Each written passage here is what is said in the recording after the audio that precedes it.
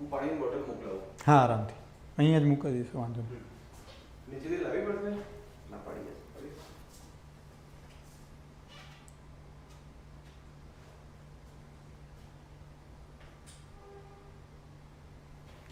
Hello, good afternoon students. આજનો જે આપણો સેશન છે એ મૂળ સેશન ઇન્ટરવ્યૂ પ્રિપરેશન માટે છે, કારણ કે ઇન્ટરવ્યૂ લાસ્ટ સ્ટેજ છે કોઈ પણ રિક્રુટમેન્ટ એક્ઝામિનેશનનો અને બહુ ઇમ્પોર્ટન્ટ છે. અને અત્યારે આશા રાખું છું કે તમે મેન્સના રિઝલ્ટ માટે પોઝિટિવ અને ઇન્ટરવ્યૂ માટે પોઝિટિવ હશો અને પ્લસ કે કોરોના માટે નેગેટિવ હશો. એટલે અત્યારનો આપણો આ સેશનનો મેઇન હેતુ એ છે કે આપણને ખ્યાલ આવે કે ઇન્ટરવ્યૂ સ્ટેજ મોટાભાગના લોકો જોડે તકલીફ થતી હોય છે કે અનઅવેર હોય છે, કાં તો એવું હોય છે કે એ લોકો એટલી મહેનત નથી કરતા જેટલી મહેનત એમણે પ્રિલિમ્સ માટે ઓર મેઇન્સ માટે કરી હોય છે. તો ઇન્ટરવ્યૂ થોડું ઓર્ફન સ્ટેજ છે, થોડું ઓરમાયું વર્તન આપણાથી થઈ જતું હોય. તે ખાસ કરીને જો તમે આઉટ ઓફ ધ સ્ટેટ જાઓ તો તમને ખબર પડે કે આપણા ગુજરાતમાં પર્સનાલિટી ટેસ્ટ કાં તો ઇન્ટરવ્યૂ પ્રત્યે એટલી બધી મહેનત કરવાની, એટલું બધું અવેરનેસ નથી કે આપણે એની ઉપર વર્ક કરીએ.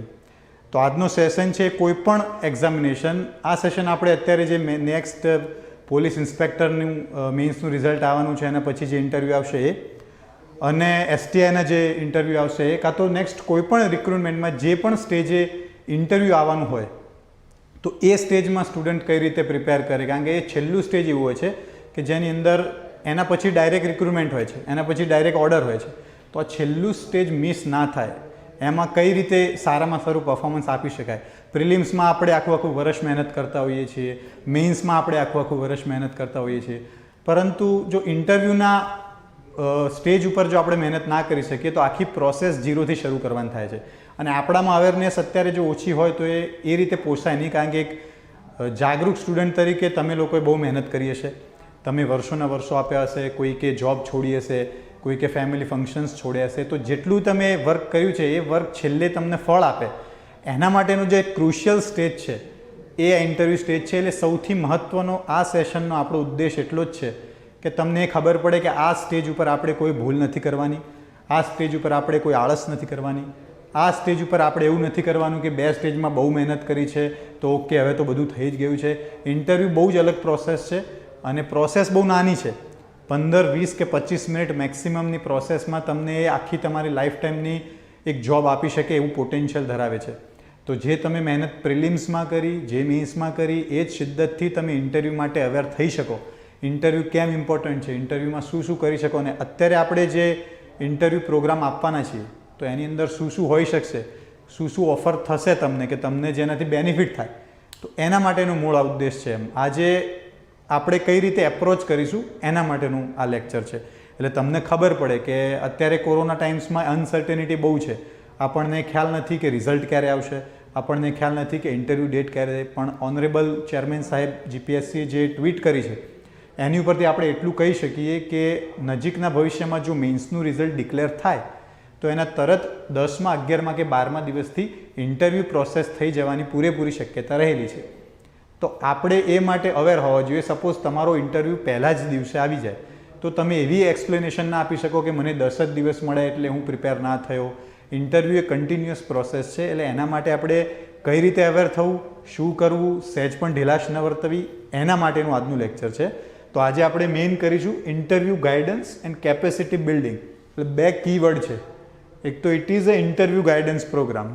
ગાઈડન્સ એટલે કે પથદર્શક તમને કહેવામાં આવશે. તમે જો ઇન્ટરવ્યૂ લેવલ સુધી પહોંચ્યા છો એનો મતલબ તમે ખૂબ જ સારા વિદ્યાર્થી છો, ખૂબ જ સારા સ્ટુડન્ટ છો અને તમે 2 સ્ટેજ ક્લિયર કર્યા છે. પીઆઈમાં તમે ફિઝિકલનું સ્ટેજ પણ ક્લિયર કર્યું છે. દેટ મીન્સ તમારો એપ્ટિટ્યૂડ છે આ એક્ઝામ ક્લિયર કરવા માટેનો. પણ મહત્ત્વની વાત એ છે કે હવે ત્રીજા સ્ટેજમાં, ફાઇનલ સ્ટેજમાં કે જ્યારે તમે ઇન્ટરવ્યૂ આપો છો ત્યારે તમારી પર્સનાલિટી 20, 21, 22, 25 વર્ષ સુધી ડેવલપ થતી આવી છે. તો ગાઈડન્સનો મતલબ એ છે કે ખાલી તમને પથદર્શક થાય કે ભાઈ તમે આવું કરો, આવું ના કરો, કાં તો કઈ રીતે 15, 20, 25 મિનિટમાં the best of you are, તમે કોણ છો એ આપણે પેનલને બતાવી શકીએ. પેનલ આપણી કોઈ નોંધ નથી, એમને ખબર નથી તમે કેટલી રાતના ઉજાગરા કર્યા છે મહેનત માટે, એમને તમારો સંઘર્ષ નથી ખબર. એ બહુ ઓબ્જેક્ટિવ હશે. 15, 20 મિનિટની અંદર તમે એમને શું ઓફર કરો છો એના ઉપરથી એ લોકો તમને માર્ક્સ આપશે. એટલા માટે આ ઇન્ટરવ્યૂ ગાઈડન્સ છે અને કેપેસિટી બિલ્ડિંગ છે. કેપેસિટી બિલ્ડિંગનો મતલબ કે તમે ઓલરેડી એક કેપેસિટી જનરેટ કરી છે through your process of preparation, like prelims અને મેઇન્સના સ્ટેજ થ્રુ તમે પાસ થયા છો, એનો મતલબ તમારી કેપેસિટી છે. હવે કેપેસિટી બિલ્ડિંગ એટલે ખાલી તમારું જે કેપેસિટી છે એને બહાર લાવવાની છે. સપોઝ કોઈની એવું નથી કે દરેકની ઇક્વલ કરી નાખવાની છે.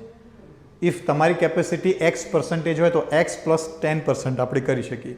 એ X તમારી જે હોય, પણ એની અંદર આપણું કામ એ છે કે કેક તૈયાર છે એની ઉપર ચેરી મૂકવાની છે. બધી જ પ્રિપરેશન છે આ સ્ટેજે પહોંચે. ઓબ્વિયસલી તમને એકડે એકથી કોઈ શીખવાડવાનું ના હોય. તમને અત્યારે કોઈ પોલિટીનું લેક્ચર લઈને એમ ના કહેવાનું હોય કે ફંડામેન્ટલ રાઇટ શું છે, મૂળભૂત હક્કો શું છે, આવું કંઈ નથી કહેવાનું. તમને ખાલી એટલી ખબર હોવી જોઈએ કે બેસ્ટ ડે મારો જે ઇન્ટરવ્યૂનો આવશે એની બધું મારું બેસ્ટ કઈ રીતે આપી શકું. તો એમાં કોઈ એવી ભૂલ ના થઈ જાય કે જે આપણને ઐતિહાસિક રીતે યાદ રહે કે એ દિવસે મારી જોડે આવું ના થયું હોત તો આમ થયું હોત. એવું આપણે જો અને તોના ગણિતમાં ના પડવું પડે. એના માટે આપણે કેપેસિટી બિલ્ડિંગ કરીશું. તમારી જેટલી કેપેસિટી હશે એની ઉપર વર્ક કરવાનું કામ છે આ. કારણ કે ઇન્ટરવ્યૂ સ્ટેજે તમને કોઈ નવેસરથી શીખવાડવા જેવું કોઈ મને નથી લાગતું કે એવી જરૂર હોય. પણ જેટલું તમારી જરૂર છે એની અંદર આપણે કંઈક વધારો કરી શકીએ, એ વધારે બેસ્ટ આપી શકીએ, એના માટે પ્રિપેર છે. મારું નામ છે ડૉક્ટર અંકુર દેસાઈ. તો હવે આપણે એ વાત કરીએ કે ઇન્ટરવ્યૂ સ્ટેજ કેમ જરૂરી છે. પહેલાં તો કારણ કે જો તમે એમ કન્વિન્સ નહીં થાવ કે why should I spend time on interview, તો તમે ટાઈમ જ નહીં આપો. ભલે તમારી પાસે કોરોના ટાઈમમાં ખૂબ હશે ટાઈમ, પણ તમે એને સ્પેન્ડ નહીં કરો કારણ કે તમને ત્યાં દેખાશે નહીં કે આમાં મને પર્સનલી શું લાભ છે. તો એના માટે આપણે જોઈશું કે એક્ઝામની પ્રોસેસ શું છે. આપણે પોલીસ ઇન્સ્પેક્ટરની એક્ઝામના ભાગરૂપેથી જોઈએ છીએ કે શું છે. તો સૌથી પહેલી પ્રિલિમ એક્ઝામિનેશન એપ્રોક્સિમેટલી, આ આંકડા એકદમ પરફેક્ટ નથી પણ approximately more than 70,000 students applied for preliminary examination. 1,67,000 class 1-2ની એક્ઝામમાં બેસે છે, તો અરાઉન્ડ 1 લાખ પ્લસ હોઈ શકે એમ. પણ આટલા બધા બલ્કમાં સ્ટુડન્ટ પ્રિલિમમાં અપિયર થાય છે. બધા પોતપોતાની રીતે મહેનત કરે છે. એના પછી નેક્સ્ટ સ્ટેજ આવે છે મેઇન્સનો. એમાં સીટ્સના પ્રમાણમાં એ લોકો વિદ્યાર્થી બોલાવતા હોય છે મેઇન્સમાં.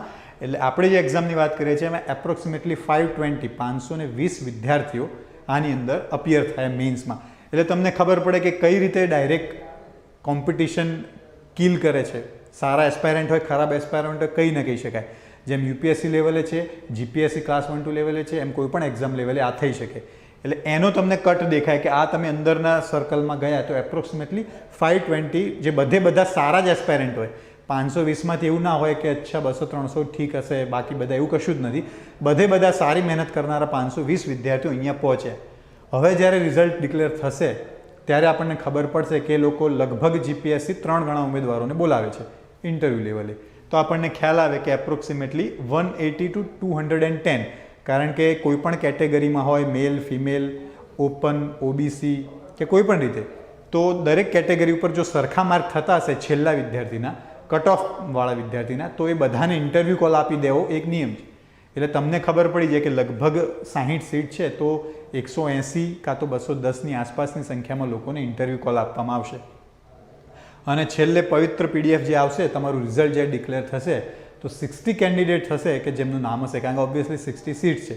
તો આ એક એવી કોમ્પિટિશન છે કે જેની અંદર સર્કલ નાનું થતું જાય છે. એટલે છેલ્લા સ્ટેજે આવીને એવું ના થવું જોઈએ કે છેક કિનારે આવીને આપણું જહાજ ડૂબી જાય.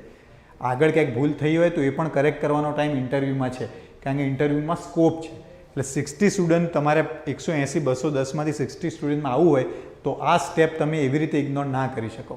અને આપણા ગુજરાતમાં એવો ટ્રેન્ડ છે કે નોર્મલી આપણે મેન્ટાલિટી એવી થઈ ગઈ, પ્રિલિમ્સમાં કરવાની, મેઇન્સમાં કરવાની, ઇન્ટરવ્યૂમાં તો આપણે એ દિવસે જઈ આવશું, જોઈએ શું થાય. પણ એકચ્યુઅલી એવું હોતું નથી.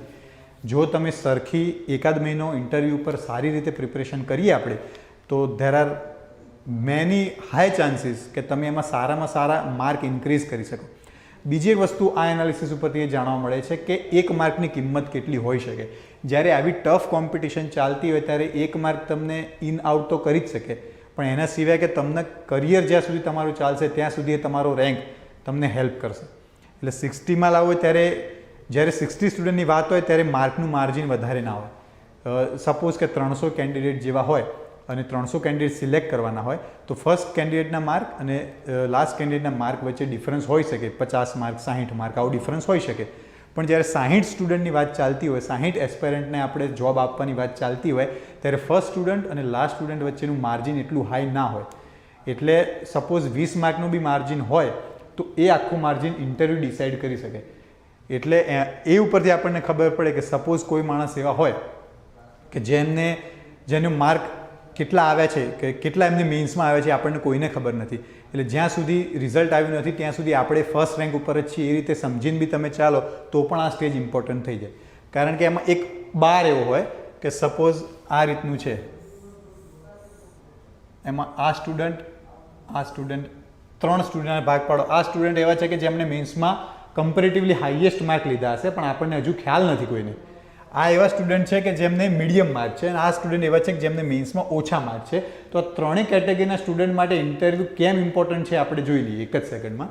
કે જે હાઈએસ્ટ માર્ક છે એ લોકોએ હાઈએસ્ટ માર્ક ટકાઈ રાખવા હશે તો ઇન્ટરવ્યૂની અંદર એમને પોતાનું બેસ્ટ એટલે આપવું પડશે, કારણ કે બાકી એ લોકોનો રેન્ક કાં તો પાછળ જશે કાં તો આઉટ થઈ જશે. એટલે એમની ઉપર એ બર્ડન હશે. અત્યારે કોઈને ખબર નથી કે કોના કેટલા માર્ક છે, પણ તમે કોઈ પણ કેટેગરીમાં હો ઇન્ટરવ્યૂ તમારા માટે ઇક્વલી ઇમ્પોર્ટન્ટ છે. એ સમજવા માટેની આપણી આ માથાકૂટ છે. જેના મીડિયમ માર્ક હશે એના હાયરમાં જવા માટે અને લોઅરમાં ના જવા માટે ઇન્ટરવ્યૂ ઇમ્પોર્ટન્ટ થઈ જાય. અને જે લોઅર માર્ક હશે એના માટે એમ કે હું ઇન્ટરવ્યૂમાં એટલા સારા માર્ક લાવું કે મારા મેઇન્સમાં કદાચ 5-10 માર્ક ઓછા પડ્યા હોય તો પણ ઇન્ટરવ્યૂના કારણે હું ટોપ 60માં આવી જાઉં. એટલે ત્રણેય સ્ટેજ માટે કેમ ઇમ્પોર્ટન્ટ છે ઇન્ટરવ્યૂ એ મહત્ત્વનું છે. જો તમને એ ખ્યાલ આવશે કે ઇન્ટરવ્યૂ કેમ આટલો મહત્ત્વનો છે એ પછી જ તમે એવું ડિસાઇડ કરી શકો કે ઇન્ટરવ્યૂમાં હું મહેનત કરું, ટાઈમ આપું, ગાઈડન્સ લઉં, મોક ઇન્ટરવ્યૂઝ આપું, મળું લોકોને. આ બધું ત્યારે જ થશે જ્યારે તમે પોતે કન્વિન્સ હશો કે yeah interview is a very important step. તો ફર્સ્ટ થિંગ એ છે કે કોમ્પિટિશન કેમ આવી છે, કટને કોમ્પિટિશન છે તો આપણે એની ખબર હોવી જોઈએ કે આ એટલું સ્ટેજ છે કે આને હું ઇગ્નોર ના કરી શકું. ક્રુશિયલ કેમ છે? એક તો લાસ્ટ સ્ટેજ છે, આપણે જોયું એમ કે લાસ્ટ સ્ટેજ છે એટલે આપણને ખ્યાલ આવી ગયો કે એના લીધે ક્રુશિયલ સ્ટેજ એક છે. બીજું હાઈ રિટર્ન ઓન ઇન્વેસ્ટમેન્ટ છે. જે ઇકોનોમિક્સ ભણતા હશે એમને ખ્યાલ હશે કે આમાં તમે જેટલો ટાઈમ આપશો એમાં તમને વધારે ઇન્વેસ્ટમેન્ટ મળશે. સપોઝ તમે 3 પેપર, 2 GSના પેપર અને 2 ભાષાના પેપર તમે આપો છો, એના માટે તમે 180 મિનિટ લખો છો, તમે 3 કલાક સુધી તમે એ લખો છો અને એના માર્ક તમને 200 આપે છે. 200 માર્કનું મેક્સિમમ કેપેસિટી છે. 200માંથી 100 આવે, 110 આવે, 70 આવે, 80 આવે એ છે. પણ જો તમે 180 મિનિટ બહુ લખો ત્યારે 200 માર્ક મળે તમને. એ તમે કોઈ પણ જનરલ સ્ટડીઝમાં હોય કે ગમે તેમાં હોય. જ્યારે ઇન્ટરવ્યૂની અંદર તમારો મેક્સિમમ ટાઈમ 25 મિનિટ હોય આપણા પાસ્ટ એક્સપિરિયન્સ ઉપરથી, જે વિદ્યાર્થીઓ વાત કરે એની ઉપરથી, અને મિનિમમ ટાઈમ 15 મિનિટ હોય. સપોઝ તમે 20 માર્ક બી ગણી લો તો 20 માર્કની સામે તમને એ લોકો 100 માર્ક પ્રોવાઈડ કરે છે. એટલે 180 મિનિટ સારી જાય ત્યારે તમને 200 માર્કમાંથી કંઈક વળતર મળશે. અહીંયા 20 મિનિટ સારી જાય તો 100 માર્કમાંથી વળતર મળે. સિમ્પલ લોજિક છે. એમાં આ લોજિકથી તમે એ ના કહી શકો કે સૌથી વધારે રિટર્ન મેઇન્સમાં નહીં ઇન્ટરવ્યૂમાં મળે છે. અત્યારે સુધી મિથ એવું છે કે મેઇન્સમાં ફોડી નાખો તો પાછળ જરૂર નહીં, પણ જ્યારે કટ ટુ કટ માર્જિન હોય, જ્યારે ખાલી 60 સીટની વાત ચાલતી હોય ત્યારે આ 20 મિનિટ કેમ ઇમ્પોર્ટન્ટ છે એ આપણા માટે જરૂરી થઈ જાય. એટલા આપણે જરૂરી છે કે જ્યારે તમે ઇન્વેસ્ટમેન્ટ કરતા હો તમારા ટાઈમનું તો ઇન્ટરવ્યૂમાં કેમ તમારો ટાઈમ આપો, ઇન્ટરવ્યૂમાં કેમ તમે ગાઈડન્સ લો, કેમ 5 સિનિયરને મળો, કેમ 2-3 મોક ઇન્ટરવ્યૂ આપો, કેમ તમે આવું કોઈ ગાઈડન્સ લેક્ચર ભરો. એના માટે એ છે કે તમને એક દિશા મળી જાય. આજનો આપણો ઉદ્દેશ એ છે કે રિઝલ્ટ નથી આવ્યું પણ 520 સ્ટુડન્ટ જેણે મેઇન્સ આપી હશે એ બધા સ્ટુડન્ટ માની લે કે ભાઈ આપણે ઇન્ટરવ્યૂ આપવાનો જ થાય તો are we prepared or not. એટલે 2 ઇન્ટરવ્યૂના આ સેશનના આપણા 2 હેતુ છે કે પહેલું અવેરનેસ આવે કે આપણે મહેનત કરવાની છે અને બીજું કઈ રીતે કરવાની છે અને શું નથી કરવાનું એ આપણને ખ્યાલ આવે એના માટેનું આ સેશન છે. ત્રીજું, તમે કોઈ પણ એક્ઝામ ઉપાડી લો, યુપીએસસીની ઉપાડી લો, જીપીએસસી ક્લાસ 1-2 ઉપાડી લો, પીઆઈ કરી લો, કોઈ પણ એનું ઓબ્ઝર્વેશન જો તમે ફાઇનલ રિઝલ્ટનું કરો તો ખબર પડે કે high marks in mains and high marks in interview are common feature of all the toppers. Toppers એટલે ટોપ 10, ટોપ 20, એમનું જો તમે એનાલિસિસ કરો તો તમને ખબર પડી જાય કે બંનેમાં હાઈ માર્ક્સ હોય ત્યારે તમે ટોપર થાવ. આપણે કોઈ પણ એક્ઝામ આપતા હોઈએ, આપણે સારામાં સારા માર્ક્સ લાવવા માટે કરતા હોઈએ, છેલ્લી સીટ ઉપર એડમિશન લેવા કોઈ નથી મહેનત કરતું. આપણા દરેકના મનમાં એવું હોય કે જેટલા મેક્સિમમ માર્ક લાવીએ, જેટલો રેન્ક સારો લાવીએ, ટોપ કરીએ એ જ ઈચ્છા હોય દરેકની. જ્યાં સુધી રિઝલ્ટ નથી ત્યાં સુધી તમે જ ટોપ છો એ સમજીને આપણે ચાલવાનું છે. તો તમે જ્યારે જોશો તો ખ્યાલ આવશે કે માર્ક મેઇન્સમાં પણ હાયર હોય. મેઇન્સ પતી ગઈ છે, માર્ક કેવા આપે ખબર નથી, પણ આપણે એઝ્યુમ કરવાનું જ છે કે મેઇન્સમાં હાયર જ હશે અને ઇન્ટરવ્યૂમાં બી હાઈ હશે તો આપણે ટોપ કરીશું. એટલે કોઈ આપણી અંદરથી એવું ના રહે કે મને ડાઉટ છે કે થશે કે નહીં થાય. એ ડાઉટ મિનિમાઇઝ કરવા માટે આપણે ઇન્ટરવ્યૂને સરખું ઇમ્પોર્ટન્સ આપવાનું છે. કારણ કે it is a very crucial stage. એટલે આપણે છે કે why interview is a crucial stage. ગુજરાતના સ્ટુડન્ટ ઘણી વખત બહાર એવી છાપ છે કે પર્સનાલિટી ટેસ્ટમાં એટલા માર્ક્સ નથી લાવતા, પણ એનું કારણ એ નથી કે પર્સનાલિટીમાં કોઈ પ્રોબ્લેમ હોય છે, રિજન વાઇઝ પર્સનાલિટી ના હોય, પણ એનું કામ એ છે કે ઘણા લોકો ત્રીજા સ્ટેજને ગણતા નથી. એમને એવું થાય છે કે આપણે ત્યાં જઈને ખાલી બોલી આવશું, જે આપવા હશે આવશે, પણ એવું નથી. એ 20 મિનિટ જો તમારા હાથમાં રહી તો તમે એમાં સારામાં સારા માર્ક લઈ આવશો. બીજું કેમ ઇમ્પોર્ટન્ટ છે તો રેન્જ. ઇન્ટરવ્યૂની રેન્જ 33-34 માર્ક્સથી લઈને 66 થી 70 માર્ક્સ સુધીની હોય છે. એટલે 35 માર્ક્સનો મિનિમમ ગેપ હોઈ શકે ઇન્ટરવ્યૂમાં સારા માર્ક્સ લાવનારા અને સારા માર્ક્સ ના લાવનારા વચ્ચે. અહીંયા 20 બી આપેલા છે, 18 બી આપેલા છે, ઇન્ટરવ્યૂમાં એવા લોએસ્ટ માર્ક બી આપ્યા છે, પણ it is a rare case. એવું કંઈક મોટું બ્લન્ડર થઈ ગયું હોય, કંઈક એવી અક્ષમ્ય ભૂલ થઈ ગઈ હોય તો જ એટલા લો માર્ક આપે છે. બાકી જો તમારો ઇન્ટરવ્યૂ બિલો એવરેજ જાય તો પણ 33-34 માર્ક આપે છે, અને બહુ જ ફાઇન જાય તો 66 થી 70 વચ્ચે માર્ક આવે છે. હવે આ ગેપ જો 35 માર્કનો હોય, ધેટ મીન્સ કે તમારું ઇન કે આઉટ એ બંને ઇન્ટરવ્યૂ જ નક્કી કરશે. તમે કોઈનાથી મેન્સમાં 15-20 માર્કથી આગળ છો પણ ઇન્ટરવ્યૂમાં 35 માર્કથી પાછળ છો, તો આ 35 માર્કની અંદર ઘણા વિદ્યાર્થીઓ એવા હોઈ શકે કે જે પીડીએફમાં ક્રોસ કરી જાય. અને 60 જ જ્યારે લેવાના હોય ત્યારે 5 માર્ક પણ ઇમ્પોર્ટન્ટ છે, ત્યારે આ તો 7 ગણો વધારે ઇમ્પોર્ટન્ટ વસ્તુ છે. એટલે આટલી મોટી રેન્જની અંદર તમારે એ તો નક્કી હોવું જોઈએ કે હું કંઈ પણ કરું મારે 50 to 55 પ્લસ તો મારે લાવવા જ જોઈએ. તો કદાચ એવું થાય કે મારા મેન્સના માર્ક્સ મને બચાવી શકે, કાં તો મેન્સના માર્ક્સથી મને બેનિફિટ થાય. પણ અહીંયા જો તમે પોઝિટિવ વિચારો તો આના લીધે તમારું સિલેક્શન થઈ શકે.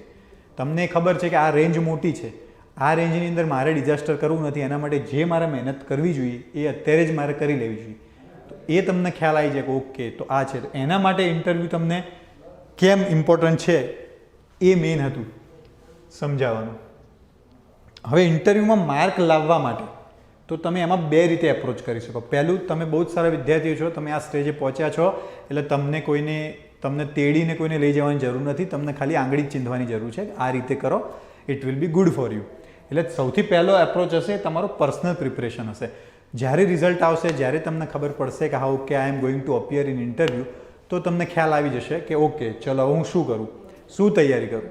તમારી પર્સનલ એક પ્રિપરેશન ચાલુ થઈ જશે. તમે પોતાની નોટ્સ રિફર કરશો, તમે કરંટ અફેર્સ વાંચશો, તમે પોતાનું ઇન્ટ્રોડક્શન આપવાની તૈયારી કરશો, તમે બધું એની ઉપર વર્ક કરવાનું ચાલુ કરશો.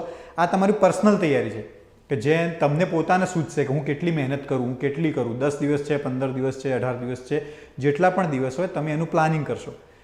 અને બીજી એક તૈયારી છે જેને આપણે મેન્ટરશિપ કહીએ, ગાઈડન્સ કહીએ કે પછી કેપેસિટી બિલ્ડિંગ કહીએ, જે કોઈ ફેન્સી વર્ડ વાપરી લઈએ. પણ એનો મતલબ એ છે કે ઇફ તમે પહેલી, બીજી, ત્રીજી કોઈ પણ વખત ઇન્ટરવ્યૂમાં અપિયર કરવા જઈ રહ્યા હો, સપોઝ કોઈ ક્લાસ 1-2માં ઇન્ટરવ્યૂ આપ્યો હોય, કોઈ બીજી કોઈ એક્ઝામમાં આપ્યો હોય, પણ તમે એવા કોઈક મેન્ટર જોડેથી મિનિમમ ગાઈડન્સ બી લો. એમ ટાઈમની આપણા કોઈના પાસે કમી નથી, આપણને ખબર છે, પણ મિનિમમ ગાઈડન્સ બી જો તમે લો કે મારે શું ના કરવું જોઈએ, શું કરવું જોઈએ. ઘણા સિલી ક્વેશ્ચન્સ હોય કે આવું બોલાય, આવું કરાય, આવું પહેરાય, આવી વાત કરાય, આવું કંઈ બી હોય. તો એ બધા માટે તમારે જ્યારે મનમાં મૂંઝવણ થાય ત્યારે તમારા પાસે એક મેન્ટરશિપ હોવું જોઈએ, જે ખાલી કામ એનું 15-20% જ છે. 80% કામ તમે મેન્સ ક્રોસ કરીને આવ્યા, that means you are a potential aspirant. તમારી અંદર બધી જ ક્ષમતાઓ અને શક્તિઓ રહેલી છે. હવે મેઇન વસ્તુ એ છે કે તમે પર્સનલ પ્રિપરેશનની ઉપર 20% જેવું વર્ક તમારું કોણ કરી શકે, કોણ ફર્નિશિંગ કરી શકે, કોણ ટચઅપ કરી શકે, કોણ કઈ રીતે તમે જેવા છો એને વધારે સારી રીતે ચમકાઈને રજૂ કરી શકે, કોઈ મિસ્ટેક ના થાય, કોઈ ગભરાઈ ના જવાય. કારણ કે ઇન્ટરવ્યૂ સ્ટેજમાં નોર્મલી એવું જોવા મળે છે કે બહાર બહુ કોન્ફિડન્સ હોય, પણ 5 માણસોની સામે જ્યારે બોલવા જઈએ ત્યારે જ આપણને પરસેવો વળી જાય, ત્યારે જ આપણે કહી ના શકીએ કે હું શું કહેવા માગું છું. એ બોલતા હોય, આપણને સંભળાતું હોય, પણ આપણું મન બીજે હોય. આપણને અડધેથી થવા લાગે કે હવે ઇન્ટરવ્યૂ પત્યા તો સારું આપણો જ.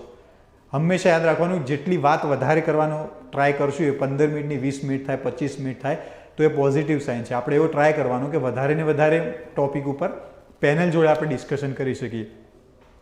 તો મેઇન હવે છે કે 520 સ્ટુડન્ટ છે, રિઝલ્ટ આવ્યું નથી, બધાએ જ ઇન્ટરવ્યૂની તૈયારી કરવી જોઈએ. કારણ કે આ ઇન્ટરવ્યૂ તમારા જીવનના કોઈ સ્ટેજમાં તો આવવાનો જ છે. ઇફ યુ આર સિલેક્ટેડ તો 100% એક મહિનામાં આવશે. ઇફ સમહાવ અનફોર્ચ્યુનેટલી જો માર્ક્સ ના થાય તો next PI, next class 1-2 mains બાકી છે, એસટીઆઈ, કોઈ પણ એક્ઝામમાં તમારે ક્યારેય ઇન્ટરવ્યૂ ફેસ કરવાનો તો આવવાનો જ છે. તો આજે આપણે સેટલ કરી દઈએ વન્સ એન્ડ ફોર ઓલ કે જીવનમાં ક્યારે પણ કોઈ ઇન્ટરવ્યૂ આપવા જઈએ ત્યારે બેઝિક વસ્તુ આપણને ખ્યાલ હોવી જોઈએ, બેઝિક ભૂલ નથી કરવી. અને ઇન્ટરવ્યૂની ઇમ્પોર્ટન્સ શું છે એટલે ક્યારે ઇન્ટરવ્યૂમાં તો જોયું જ હશે અને તો શું હોય આજુબાજુવાળા કહેવા મળે કે એમાં તો જઈને બેસી આવવાનું હોય, પણ એવું કંઈ નથી હોતું. એમાં પ્રિપેર થઈને જ જવું પડે. ઇન્ટરવ્યૂને પણ એટલી જ રિસ્પેક્ટ આપવાની જેટલી રિસ્પેક્ટ પ્રિલિમને આપી, જેટલી રિસ્પેક્ટ મેઇન્સને આપી. એટલે ઇન્ટરવ્યૂ માટે પણ સ્પેશિયલ તૈયારી કરીને જવાની, કારણ કે એ જોયું કે કેટલો ઇમ્પોર્ટન્ટ પાર્ટ છે. ઇન્ટરવ્યૂ જ તમારું ઇન કે આઉટ ડિસાઇડ કરશે. એટલા માટે મેન્ટરશીપ, ગાઈડન્સ, કેપેસિટી બિલ્ડિંગ કંઈ પણ વસ્તુ કહો એટલા માટે જરૂરી છે. એટલે એક આ વસ્તુ એક છે. હવે આપણે જે અહીંયા કરીશું એના માટે મેં જેમ કીધું એમ કેપેસિટી બિલ્ડિંગ અને બીજું કમ્યુનિકેશન. ઘણી વખત એમ થાય છે કે આપણે વાત જાણતા હોઈએ, બહુ કોમન પ્રોબ્લેમ છે કે આ મને ખ્યાલ તો હતું પણ મેં કહી ન શક્યો, કાં તો મને શબ્દો ના મળે, કાં તો એવું લાગ્યું કે હું આ કહીશ તો કંઈ સારું નહીં લાગે, કાં તો મને કોન્ફિડન્સ નહોતો કે એ જે વિચારે છે હું એ જ વિચારું છું ને હું એ બોલું.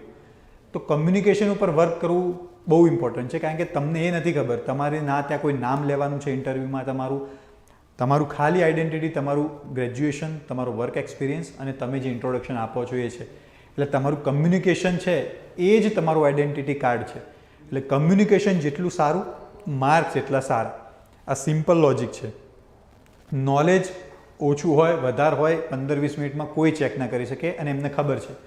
એવું નથી કે ઇન્ટરવ્યૂમાં ખાલી સબ્જેક્ટિવ માર્ક હોય, એ લોકોની પાસે પણ મેથડ હોય. ઓબ્જેક્ટિવ રેન્જમાં જ એ લોકો માર્ક્સ મૂકતા હોય. એટલે તમને કોમ્યુનિકેટ કઈ રીતે કરી શકો છો.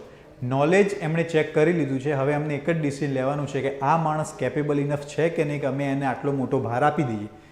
એ એમને જોઈને, બોલીને, સાંભળીને, વાત કરીને દરેક રીતે એમને ખ્યાલ આવે. એટલે તમારે એમને કન્વિન્સ કરવાનું છે કે ભાઈ I am capable enough of thinking on my own, કે હું શું કહેવા માગું છું, શું કરવા માગું છું. 5 માણસ વચ્ચે હું ગભરાઈ નથી જતો, 5 માણસ વચ્ચે હું મારો વિચાર રજૂ કરી શકું છું.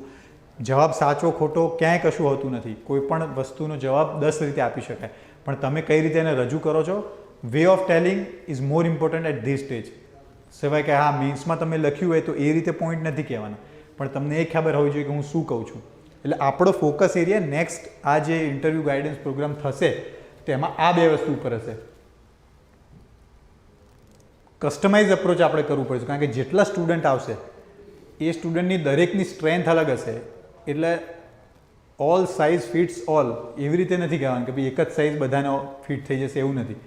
એટલે વન સાઇઝ ઉપર આપણે નથી કરવું. કસ્ટમાઇઝ એપ્રોચ એટલે સપોઝ કોઈ બેન છે તો એમને નોલેજ છે, એમનું એજ્યુકેશન ક્વોલિફિકેશન સરસ છે, બધી જ પ્રોફાઇલ સરસ છે, બટ એમને કદાચ કોન્ફિડન્સ નથી. એમનો અવાજ જ સામેની પેનલ સુધી ના પહોંચી શકે. એવું થાય છે. મારા પોતાના નોનમાં એવા ઘણા છે કે જે નોલેજ વાઇઝ બહુ જ સારા છે, પણ કદાચ એ કન્વે નથી કરી શકતા. અને પેનલ આપણી ઓળખીતી તો છે નહીં કે એમને આપણા સંઘર્ષની ગાથા ખબર હોય. પેનલને એ ખબર નથી કે આપણે કેટલી રાતોના ઉજાગરા કરીને અહીંયા પહોંચ્યા છીએ. એટલે આપણી 15 થી 20 મિનિટ માટે એ લોકો બ્લેન્ક છે, તો આપણે કોન્ફિડન્સથી એમને શું ડિલિવર કરવું એ આપણા હાથની વસ્તુ છે. તો કોઈકનો પ્રોબ્લેમ એવો હોય કે મારી પાસે નોલેજ બહુ છે પણ હું કન્વે નથી કરી શકતી, તો એની ઉપર આપણે વર્ક કરીશું. કોઈનો પ્રોબ્લેમ એ હોય કે આપણે કોન્ફિડન્સ બહુ છે પણ ઓવર થઈ જાય છે ક્યારેક, જવાબ 2 લીટીનો હોય ને આપણે 5 લીટી કહીએ છીએ. જ્યારે ઘણી વખત એવું થાય કે કહેવાનો પ્રશ્ન પૂછાયો હોય એનો જવાબ યસ ઓર નોમાં આપવાનો હોય, પણ આપણે એને આખી પિષ્ટ પિંજણ કરતાં વાતો કરતા જઈએ. પેનલવાળા હશે પણ ખરા કે અમે પછી તમને એમ કહેશે કે અમે તો ખાલી યસ અને નો પૂછ્યું હતું, તો ત્યારે તમને એમ થશે કે હા બરોબર છે પણ આવું થયું. એવા બધા ઘણા બધાના કસ્ટમાઇઝ પ્રોબ્લેમ હશે. કોઈને એવો પ્રોબ્લેમ હશે કે મને બીજું બધું આવડે છે પણ મારું ગ્રેજ્યુએશન વખતનું મને કંઈ નથી આવડતું, તો એમાંથી મને પૂછે તો શું કરીશું. કોઈને એવો પ્રોબ્લેમ હોય કે મને ગ્રેજ્યુએશન વખતનું બધું ખબર છે પણ સપોઝ કે પોલીસ સિસ્ટમ રિલેટેડ કંઈ ક્વેશ્ચન આવ્યા, કાં તો સિચ્યુએશન બેઝ કેસ સ્ટડીઝ આવી, કાં તો ઇફ તમે પોલીસ ઇન્સ્પેક્ટર હોવ અને આવું કંઈક થાય તો તમે કઈ રીતે મેનેજ કરો, આ ટાઈપના પ્રશ્નોમાં મારાથી બેઝિક ભૂલ થઈ જાય છે, તો એના ઉપર વર્ક કરવાનું છે. એવું નથી કે ખાલી હું અહીંયાથી રેન્ડમ કહી દઉં કે આટલું કરજો. બેઝિક વસ્તુ બધા માટે કોમન છે. જ્યારે અમુક વસ્તુ એવી છે કે જે કસ્ટમાઇઝ કરવી પડે, કે તમે કોઈની સામે બેઠો, તમે મોક ઇન્ટરવ્યૂ આપો, એ 20-25 મિનિટની અંદરથી પેનલ તમને જજ કરે. મોક ઇન્ટરવ્યૂ વખતે એ ફાયદો થાય કે તમને ખબર પડે કે આવડતું તો બધું હતું પણ એ દિવસે બોલાયું નહીં, તો ખબર પડે કે સારું થયું મોક ઇન્ટરવ્યૂ આપ્યો, હવે ખબર પડી કે આટલા આપણા લૂપ હોલ્સ છે, આની ઉપર વર્ક કરીએ. તો મેઇન ઇન્ટરવ્યૂ વખતે એ પ્રોબ્લેમ તો ના હોય. કંઈક નવો પ્રોબ્લેમ ઊભો થાય તો અલગ વસ્તુ છે, પણ એ પ્રોબ્લેમ ના હોય એમ. તો એના માટે કસ્ટમાઇઝ એપ્રોચ કરવો પડશે. અને આપણી પાસે ટાઈમ, રિસોર્સિસ બધું હશે. કારણ કે 210 સ્ટુડન્ટ ત્યાં સુધી આપણે કોમન બધાનો એપ્રોચ થવાનું છે, જે બધાને ખ્યાલ છે કે શું કરવાનું છે, કે કઈ રીતે ભણવાનું, કઈ રીતે લેક્ચર લેવાના, આપણે જે લેક્ચર લઈશું બધું ખબર છે. પણ વસ્તુ એ છે કે જ્યારે તમારું આવી જાય ત્યારે એક એક ઇન્ડિવિજ્યુઅલ સ્ટુડન્ટને ઓળખવો પડશે કે ભાઈ એની શું રિક્વાયરમેન્ટ છે. ઘણા ફિમેલ્સમાં ઘણું એવું થતું હોય છે કે એટલા કોન્ફિડન્સમાં ના આવે તો એમના માટે અલગથી સેશન બી રાખવા પડે, એક એક્સ્ટ્રા મોક લેવો પડે, એક 1-to-1 સેશન લેવું પડે. તો આપણા જે પ્રોગ્રામની અંદર એ છે કે કઈ રીતે આપણે એના કોઈપણ માણસના કેપેસિટી બિલ્ડિંગ કરી શકીએ. તો એ રીતે છે. નેક્સ્ટ આ આપણી જે હશે સેશન એની અંદર આપણે શું શું મળશે કાં તો શું શું ઇન્ક્લુડેડ હશે જેથી તમને બેનિફિટ થાય. તો એક બહુ જ સારા આપણા મિત્ર પણ છે જયવીરસિંહ ઝાલા, કે જે પીઆઈ, લાસ્ટ પીઆઈ અને અત્યારે હાલ ડીવાયએસપી છે ક્લાસ 1, 2, 3. તો ટોપર સ્ટોક આપણી પાસે ટાઈમ છે. ટોપર સ્ટોકનું ઇમ્પોર્ટન્સ શું છે? આપણને યુટ્યુબ ઉપર ઘણી ટોક મળી રહે, યુટ્યુબ ઉપર ઘણું મોટિવેશન મળી રહે, પણ મૂળ રિક્વાયરમેન્ટ આપણી એ છે કે આપણે જે ફિલ્ડમાં એક્ઝામ આપવા જઈ રહ્યા છીએ એ ફિલ્ડમાં રિસેન્ટ પાસ આઉટ કોણ છે, એની સ્ટ્રેટેજી શું છે, એની મહેનત શું છે, એનું મોટિવેશન શું છે, કાં તો એની સ્ટ્રેટેજી શું હતી, એક વખત જોવામાં બેનિફિટ એ થાય કે તમે અપડેટેડ રહો. 10 વર્ષ જૂનો મોટિવેશનલ વિડીયો અને રિસેન્ટ પાસ આઉટ માણસની કથા જો તમે સાંભળો તો તમને ફીલ થાય કે જે માણસ પીઆઈ ડીવાયએસપી માટે જેનું પેશન છે એ સાંભળો તો એના માટે એક ટોપર સ્ટોક્સ સેશન થવાનું છે. તો એ એક ઇમ્પોર્ટન્ટ રહેશે આપણી માટે. નેક્સ્ટ જે સેશન આપણે આજે વાત કરી રહ્યા છીએ અને જો કદાચ એવું ખૂટશે તો આપણે નેક્સ્ટ સેશન બી એનો માટે લઈશું, એ છે બેઝિક, કે ઇન્ટરવ્યૂમાં બધા સ્ટુડન્ટને લાગુ પડે. એ પછી તમે ક્લાસ 3 એક્ઝામ આપો, ક્લાસ 1, 2 આપો, યુપીએસસી આપો, કોઈ પણ લેવલની એક્ઝામ આપો, એની અંદર તમને એક સેશન આપણે એવું રાખીશું કે એક લેક્ચર એવું રાખીશું અરાઉન્ડ 1 કલાક, 1.5 કલાક જેટલું, જેમાં આજે પણ અડધું થઈ જશે, પણ જો કદાચ બાકી રહે તો બાકીનું સેશનમાં લઈ લઈશું. પણ બેઝિક્સ ઉપર, જેમ કે સૌથી બેઝિક વસ્તુ છે જે તમે આજે જ કરો તો અતિ ઉત્તમ, ઇન્ટ્રોડક્શન પ્રિપેર કરવું. કારણ કે કોમન સવાલ જીપીએસસીની અંદર તમે જશો, બેસવાનું કહેશે, એના પછી તમને એ પૂછશે કે 2 રીતે પૂછે, ઇન્ટ્રોડ્યુસ યોર સેલ્ફ કાં તો introduce your self with your job qualification and education qualification.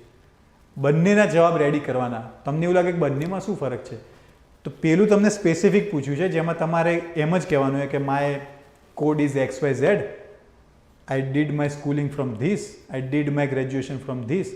કાં તો તમે ત્યારે તમને બીજો પણ એક મોકો મળશે કે તમારે લેંગ્વેજ ડિસાઇડ કરવાની છે. મોટાભાગના વિદ્યાર્થીઓ ગુજરાતી લેંગ્વેજ પસંદ કરે છે, જે બહુ જ સારી વસ્તુ છે કારણ કે એ કોન્ફિડન્ટલી બોલી શકે છે, ભાષાથી કંઈ ફરક નથી પડતો.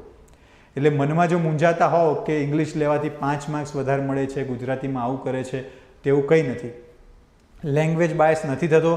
માર્કેટમાં એનાલિસિસ થઈને કદાચ કોઈ તમને કહે કે ઇંગ્લિશમાં વધારે માર્ક છે, આમાં ઓછા છે, એ રેર કેસ હોય છે, એમાં એવું નથી હોતું કે કોઈ બાયસ છે. એટલે લેંગ્વેજ જે તમને બોલતા સૌથી સારી આવડે એ જ લેંગ્વેજમાં આપણે બોલવાનું. એટલે એટલી ખબર પડે કે ઇન્ટ્રોડક્શન આપણો કન્ફર્મ ક્વેશ્ચન પૂછાવાનો છે એમાં આપણે 2 રીતે તૈયાર રહેવાનું. એક તો આપણી ફ્લુઅન્સી સારી હોવી જોઈએ. જ્યારે આપણે આપણું ઇન્ટ્રોડક્શન બોલી રહ્યા છીએ ત્યારે એનું પ્રિપરેશન આપણે મિનિમમ 50 વખત બોલીને ગયેલા હોવા જોઈએ. તો જ આપણને ખ્યાલ આવશે કે આપણે ત્યારે ફ્લુઅન્ટલી 5 માણસ સામે વિધાઉટ હેઝિટેશન કઈ રીતે બોલીએ. તો ત્યારે આપણો મેઇન પર્પઝ એ હશે કે ઇન્ટ્રોડ્યુસ યોર સેલ્ફ. જ્યારે હું કોઈને ગાઈડન્સ આપતો હોઉં, કે હું પ્રિપેર કરતો હોઉં, કે હું યુપીએસસીનું ઇન્ટરવ્યૂ આપતો હોઉં, કે હું કોઈની પાસેથી હેલ્પ લેતો હોઉં, ત્યારે પહેલી રિક્વાયરમેન્ટ એ જ હોય, ઇન્ટ્રોડ્યુસ યોર સેલ્ફ. એક વખત તમે બોલો, ઓકે, ઇન્ટ્રોડ્યુસ યોર સેલ્ફ. ત્યારે જ ફરી વખત બોલો, ઓકે, ઇન્ટ્રોડ્યુસ યોર સેલ્ફ. 3 વખત, 4 વખત, 5 વખત પહેલાં આ જ બોલ દેવાનું, પછી એની ઉપર વર્ક કરવાનું. ઓકે, મારી ફ્લુઅન્સી પહેલા વખત કરતાં 6થા વખતમાં વધી. કેમ? કારણ કે મગજમાં વાક્યો સેટ થઈ ગયા કે મારો કોડ આ છે, મેં અહીંયાથી સ્કૂલિંગ કર્યું છે, અહીંયાથી મેં મારી કોલેજ કરી છે, આના 2 વર્ષથી હું પ્રિપરેશન કરું છું, અત્યારે એક જોબ છે, આ છે. એ જે તમારું ઇન્ટ્રોડક્શન હોય પણ એના ઉપર વર્ક કરો અને શક્ય હોય તો આજે જ કરો. આજે એટલા માટે કે આપકા ભવિષ્ય कैसा होगा वो इस पर निर्भर करता है कि आप आज क्या कर रहे हैं. તો આજે તમને મોટિવેશન મળે કે એક પેજ લો, ઇન્ટ્રોડક્શન 40 સેકન્ડથી 1 મિનિટ સુધીમાં પતી જાય બધું. 40 સેકન્ડ આમ નાની લાગે પણ જ્યારે ઇન્ટ્રોડક્શન આપવા બેસીને ત્યારે બહુ મોટી લાગે. એટલે 40 સેકન્ડથી 1 મિનિટની ઇન્ટ્રોડક્શન તૈયાર કરવાનું. એમાં તમે પ્રેક્ટિસ કરી શકો એ રીતે તૈયાર કરવાનું. અને સપોઝ એમ કે ઇન્ટ્રોડ્યુસ યોર સેલ્ફ, તો આખું જોબ અને ક્વોલિફિકેશનવાળું તો કહેવાનું જ, પણ એ સિવાય પર્સનલી તમારે કંઈક કહેવું હોય કે અમારી હોબી આ છે, કાં તો તમારે બીજું કંઈક એડ કરવું હોય તો ઇન્ટ્રોડ્યુસ યોરસેલ્ફ મેં તમે કરી શકો. ત્યાં તમને રૂમ મળે છે અને શક્ય હોય તો 1 મિનિટનું ઇન્ટ્રોડક્શન તો તૈયાર કરવાનો પ્રયત્ન કરો. એવું ના થવું જોઈએ કે એમણે કીધું કે ઇન્ટ્રોડ્યુસ યોરસેલ્ફ અને તમે કહો કે મારો કોડ XYZ છે, મેં અહીંયાથી મારી કોલેજ કરી છે, બસ પતી ગયું. એવી રીતે નહીં. એ લોકો હજુ એમના મનમાં પ્રશ્નો પણ ના બનાવી શક્યા હોય અને તમે 15 સેકન્ડની અંદર ઇન્ટ્રોડક્શન પતાવે તો એવું નહીં. તમારે આરામથી બોલવાનું, સ્પીડ વધી ના જાય એનું ધ્યાન રાખવાનું, અવાજ બહુ વધારે નહીં, બહુ ઓછો નહીં, દરેકને સ્પષ્ટ સંભળાઈ રહે એ રીતે બોલવાનું અને એ ઉપરથી ડિસાઇડ કરવાનું કે મારું ઇન્ટ્રોડક્શનમાં કયા ફાઇનલ, કોઈ સ્લીપરી સ્લોપ નહીં રાખવાના, કોઈ એવો વર્ડ નહીં રાખવાનો કે જે ડાયસી હોય, જેમાંથી એમ ખબર પડે કે અહીંયાથી નવા ક્વેશ્ચન નીકળે છે, કાં તો એ વર્ડને રિપ્લેસ કરવો હોય તો બી તમને ગાઈડન્સમાં ખબર પડે. સપોઝ કે ઇન્ટ્રોડ્યુસ યોરસેલ્ફમાં તમે કોઈ મોટી ભૂલ કરતા હો તો ખબર પડે કે નહીં તમે આમ ના બોલો, આ બોલો, કારણ કે આ 110% તમને પૂછવાના છે. એટલે આ પ્રશ્ન તો તમે આજે જ તૈયાર કરી લો તો એના પછી જ્યારે નેક્સ્ટ સેશન હોય કે 1-to-1માં ગમે ત્યારે મળવાનું થાય તો પણ એની ઉપર વર્ક થઈ શકે. એટલે ઇન્ટ્રોડ્યુસ યોરસેલ્ફ અને તમે જે ભાષામાં તૈયાર કરો, ભાષા બધી સરસ જ છે, સરખી જ છે. જે ભાષામાં તમને મજા આવે બોલવાની એ જ ભાષામાં બોલવાનું. પ્રિફરેબલી ગુજરાતીમાં બોલો તો વાંધો નહીં, કારણ કે 15 મિનિટ, 20 મિનિટ, 25 મિનિટના ઇન્ટરવ્યૂમાં 5-7 મિનિટ પછી એવું થાય કે જ્યારે ખુલીને વાત કરવી હોય જો ભાષાનું બંધન નડે તો તમે સારી રીતે કહી ના શકો. તો આપણી માતૃભાષા સરસ છે, એની અંદર વધારે કમ્ફર્ટેબલ હોય તે કરવાનું. ક્યારેક તમે ઇંગ્લિશ મટીરિયલ વાંચતા હોય ને તમને એવું લાગે કે હા ઇંગ્લિશ મટીરિયલમાં મને વધારે વાંચ્યું છે તો લેંગ્વેજ કાં તો વર્ડ્સ મને ઇંગ્લિશમાં જ યાદ આવી જાય છે તો ઇંગ્લિશ પણ લો. એનો બેનિફિટ એ રહે કે એ લોકોને ખ્યાલ આવે કે ભાઈ ઇંગ્લિશ ભાષાથી જાણકાર છે, એટલો જ બેનિફિટ છે. બાકી આન્સરની ક્વોલિટી એ બધામાં ભાષાનો કોઈ જ બાયસ નડતો નથી. તો આપણું મેઇન એ છે કે કઈ રીતે આ કરીએ. સેમ એનાલિસિસ ઓફ બાયોડેટા, એટલે તમે જે બાયોડેટા આપો છો એની અંદર જો કંઈ ચેન્જ કરવા જેવું લાગે, કોઈ સેન્ટેન્સ એડ કરવા જેવું લાગે, કોઈ માઇનસ કરવા જેવું લાગે, કોઈ ભાષાનો શબ્દ બદલવા જેવું લાગે, બાયલિંગ્યુઅલ થતું હોય તો સ્પષ્ટ ગુજરાતી કરવા જેવું લાગે કે કંઈ પણ જો આપણે કરવું હોય તો એક વખત તમે લખ્યું હશે અને 5 વખત વાંચ્યું હશે, તમારા મેન્ટર કાં તો તમારા કોચ કાં તો તમારા ટીચરને તમે સંભળાવશો તો એ સામેથી કહેશે કે આ વાક્ય આપણે કાઢી દઈએ છીએ, એના બદલે આ વાક્ય એડ કરીએ છીએ, તો એ થશે. બીજું આપણે બેઝિક્સમાં જોઈશું કે ન્યૂઝપેપરનો કઈ રીતે યુઝ કરવો. ન્યૂઝપેપરનો રોલ એટલો મોટો પણ નથી પણ એટલો નાનો પણ નથી. ન્યૂઝપેપરનો રોલ એટલો છે કે પેનલ છે એ આપણી જેમ તૈયાર કરીને નથી આવતી, એમને બેઝિક ખબર હોય, ન્યૂઝપેપરથી અવેર હોય. એટલે સપોઝ છેલ્લે 1 મહિનામાં ક્યાંય પોલીસ રિલેટેડ ન્યૂઝ હોય, પોલીસ રિલેટેડ પોઝિટિવ હોય, નેગેટિવ ન્યૂઝ હોય, એટ્રોસિટીનો કેસ હોય, કાં તો કોઈ નવી ટેકનોલોજી પોલીસે લાવી હોય, કાં તો કોઈ નવી એપ લોન્ચ કરી હોય, કોઈ બેસ્ટ પ્રેક્ટિસ હોય, તો પોલીસ રિલેટેડ કંઈ પણ હોય એ જો તમે નોટિસ કર્યું હોય ને એ ત્યારે પૂછે, 2 રીતે તમે યુઝ કરી શકો. એક તો ડિરેક્ટ પૂછે અને તમે એને કહી શકો કે આવું કર્યું છે, હા, પણ એના ચાન્સીસ બહુ ઓછા છે કે તમે એક પોલીસનું કામ વાંચીને જાઓ તમને એ જ પૂછે. બીજું કે તમે એ રીતે યુઝ કરી શકો કે તમને કોઈ ક્વેશ્ચન પૂછ્યો છે એના આન્સરમાં તમે એને એ કહી શકો કે સપોઝ પોલીસ રિફોર્મ્સ વિશેની વાત કરી હોય ને તમે રિસેન્ટ કંઈક વાંચીને ગયા હોય તમે કહો કે જે રીતે મહારાષ્ટ્ર સરકારે કાં તો દિલ્હી સરકારે કાં તો ગુજરાત સરકારે આ રીતનું પગલું ભર્યું છે એ આવકારે છે અને બધા બાકીના રાજ્યોમાં પણ આવું અમલીકરણ થવું જોઈએ. તો એવું તમે તમારા આન્સરને એનરિચ કરવા માટે કરો તો ત્યાં ઇમ્પેક્ટ પોઝિટિવ પડે, કારણ કે તમે ઇનોવેશન કર્યું, તમે એને કંઈક નવું આપ્યું. તો એ બહુ સારી વસ્તુ છે કે તમે ન્યૂઝપેપરનો ગુડ યુઝ કરો. એ શું કરવું, કેટલું કામનું, કેટલું નહીં, એ બધું તમારે એ રીતે ડિસાઇડ કરવાનું કે ભાઈ મારા રિલેટેડ કેટલું છે. કારણ કે આ રિક્રુટમેન્ટ ક્લાસ 1-2ની રિક્રુટમેન્ટમાં અને આ રિક્રુટમેન્ટમાં બહુ મોટો ફરક નથી. ફરક ખાલી એટલો જ છે કે આમાં તમારે પોલીસ ઇન્સ્પેક્ટરની એક પોસ્ટ છે, કાં તો સપોઝ STIની એક પોસ્ટ હોય તો તમારે એ ફિલ્ડનું તો કરવું જ જોઈએ. સપોઝ મારે 20 મિનિટનો ઇન્ટરવ્યૂ લેવો હોય કોઈ કેન્ડિડેટનો PI માટે તો હું 10 મિનિટ તો એને જનરલ ક્વેશ્ચન પૂછું કે જે કરંટ અફેર્સમાંથી હોય, ગુજરાતનો ઇતિહાસ હોય, ભારતનો ઇતિહાસ હોય કે કોઈ પણ વિષય ઉપર એની હોબી હોય, એના એજ્યુકેશન ઉપર હોય, એની જોબ ઉપર હોય, એ હું 10 મિનિટ પૂછું. પણ 10 મિનિટ તો હું એની ઉપર આપું કે ભાઈ મારે એને PI તરીકે સિલેક્ટ કરવાનો છે તો PI રિલેટેડ એનું શું ન્યૂઝ છે, પોલીસ વિશે એના શું વિચાર છે, પોલીસ વિશે શું જાણે છે, કેટલા પ્રોબ્લેમ્સ છે, તો એ બધું જ્યારે કરવું હોય ત્યારે તમને ન્યૂઝપેપરમાંથી તમે જોતા રહો કે પોલીસ રિલેટેડ શું ડેવલપમેન્ટ થઈ રહ્યું છે, તો એ તમને કામમાં આવશે. પછી how to give balanced answer. હવે કોઈ પણ કેસ સ્ટડી આપે કાં તો કોઈ પણ ક્વેશ્ચન પૂછે તો એક એક્સ્ટ્રીમ નહીં લેવાનું. કદાચ એ લોકો તમને પ્રોવોક કરે, કદાચ એ રીતે રજૂ કરે વાત કે તમને મન થાય કે સાચી વાત છે, આવું તો ના કરાય, આમ નહીં હું તો આમ જ કરી નાખું. જો તમે પોલીસ ઇન્સ્પેક્ટર હો તો આમાં તમે શું કરો, અને આપણે ત્યારે ભાવાવેશમાં એમ કીધું હું તો સર આમ જ કરી નાખું, મને તો બીજું પોસાય જ નહીં. તો એ રીતે નહીં, તમારે એવું નક્કી રાખવાનું કે ઇમોશનલ ઇન્ટેલિજન્સ શું છે, તમારી પ્રેક્ટિકાલિટી શું છે, લો શું કહે છે એ ખાસ ધ્યાન રાખવાનું કે લો પ્રમાણે વર્તીશ, લોમાં શું છે એ તમારે ત્યાં કહેવું પડે. એટલે દરેકને એવો સ્ટાન્ડર્ડ જવાબ નહીં રાખવાનો કે આવી સિચ્યુએશન તમે શું કરો તો કાયદા પ્રમાણે વર્તીશ, એવું નહીં, કાયદો શું કહે છે એ પણ કહેવાનું. તો તમને ત્યાં ખ્યાલ આવશે કે ઓકે બેલેન્સ આન્સર કઈ રીતે આપવાનો. કોઈ પણ એક્સ્ટ્રીમ બાજુ નહીં જવાનું, ના પોઝિટિવલી ના નેગેટિવલી. એના બંને પાસા વિચારવાના અને પછી ત્યાં કહેવાનું. 5-7 સેકન્ડનો પોઝ ઓકે, કંઈ વાંધો નથી. એનાથી વધારે પોઝ લેવા જઈશું તો ક્વેશ્ચન ચેન્જ થઈ જશે, કારણ કે એ લોકો પાસે લિમિટેડ ટાઈમ છે.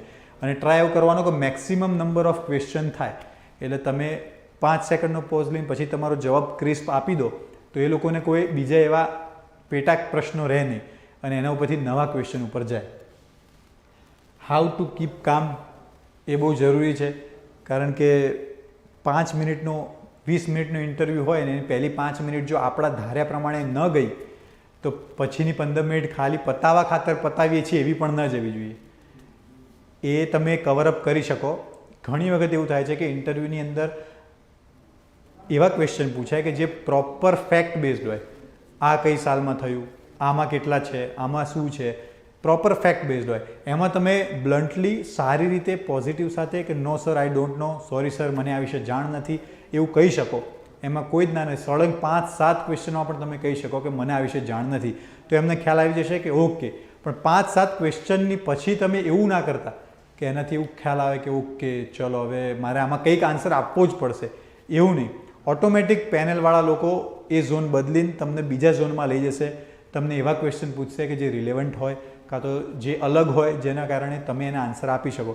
પણ જો તમે કામનેસ ગુમાવી તો એનો મતલબ એ લોકો they are very experience, more than 50-55 યર્સની એજના હશે બધા.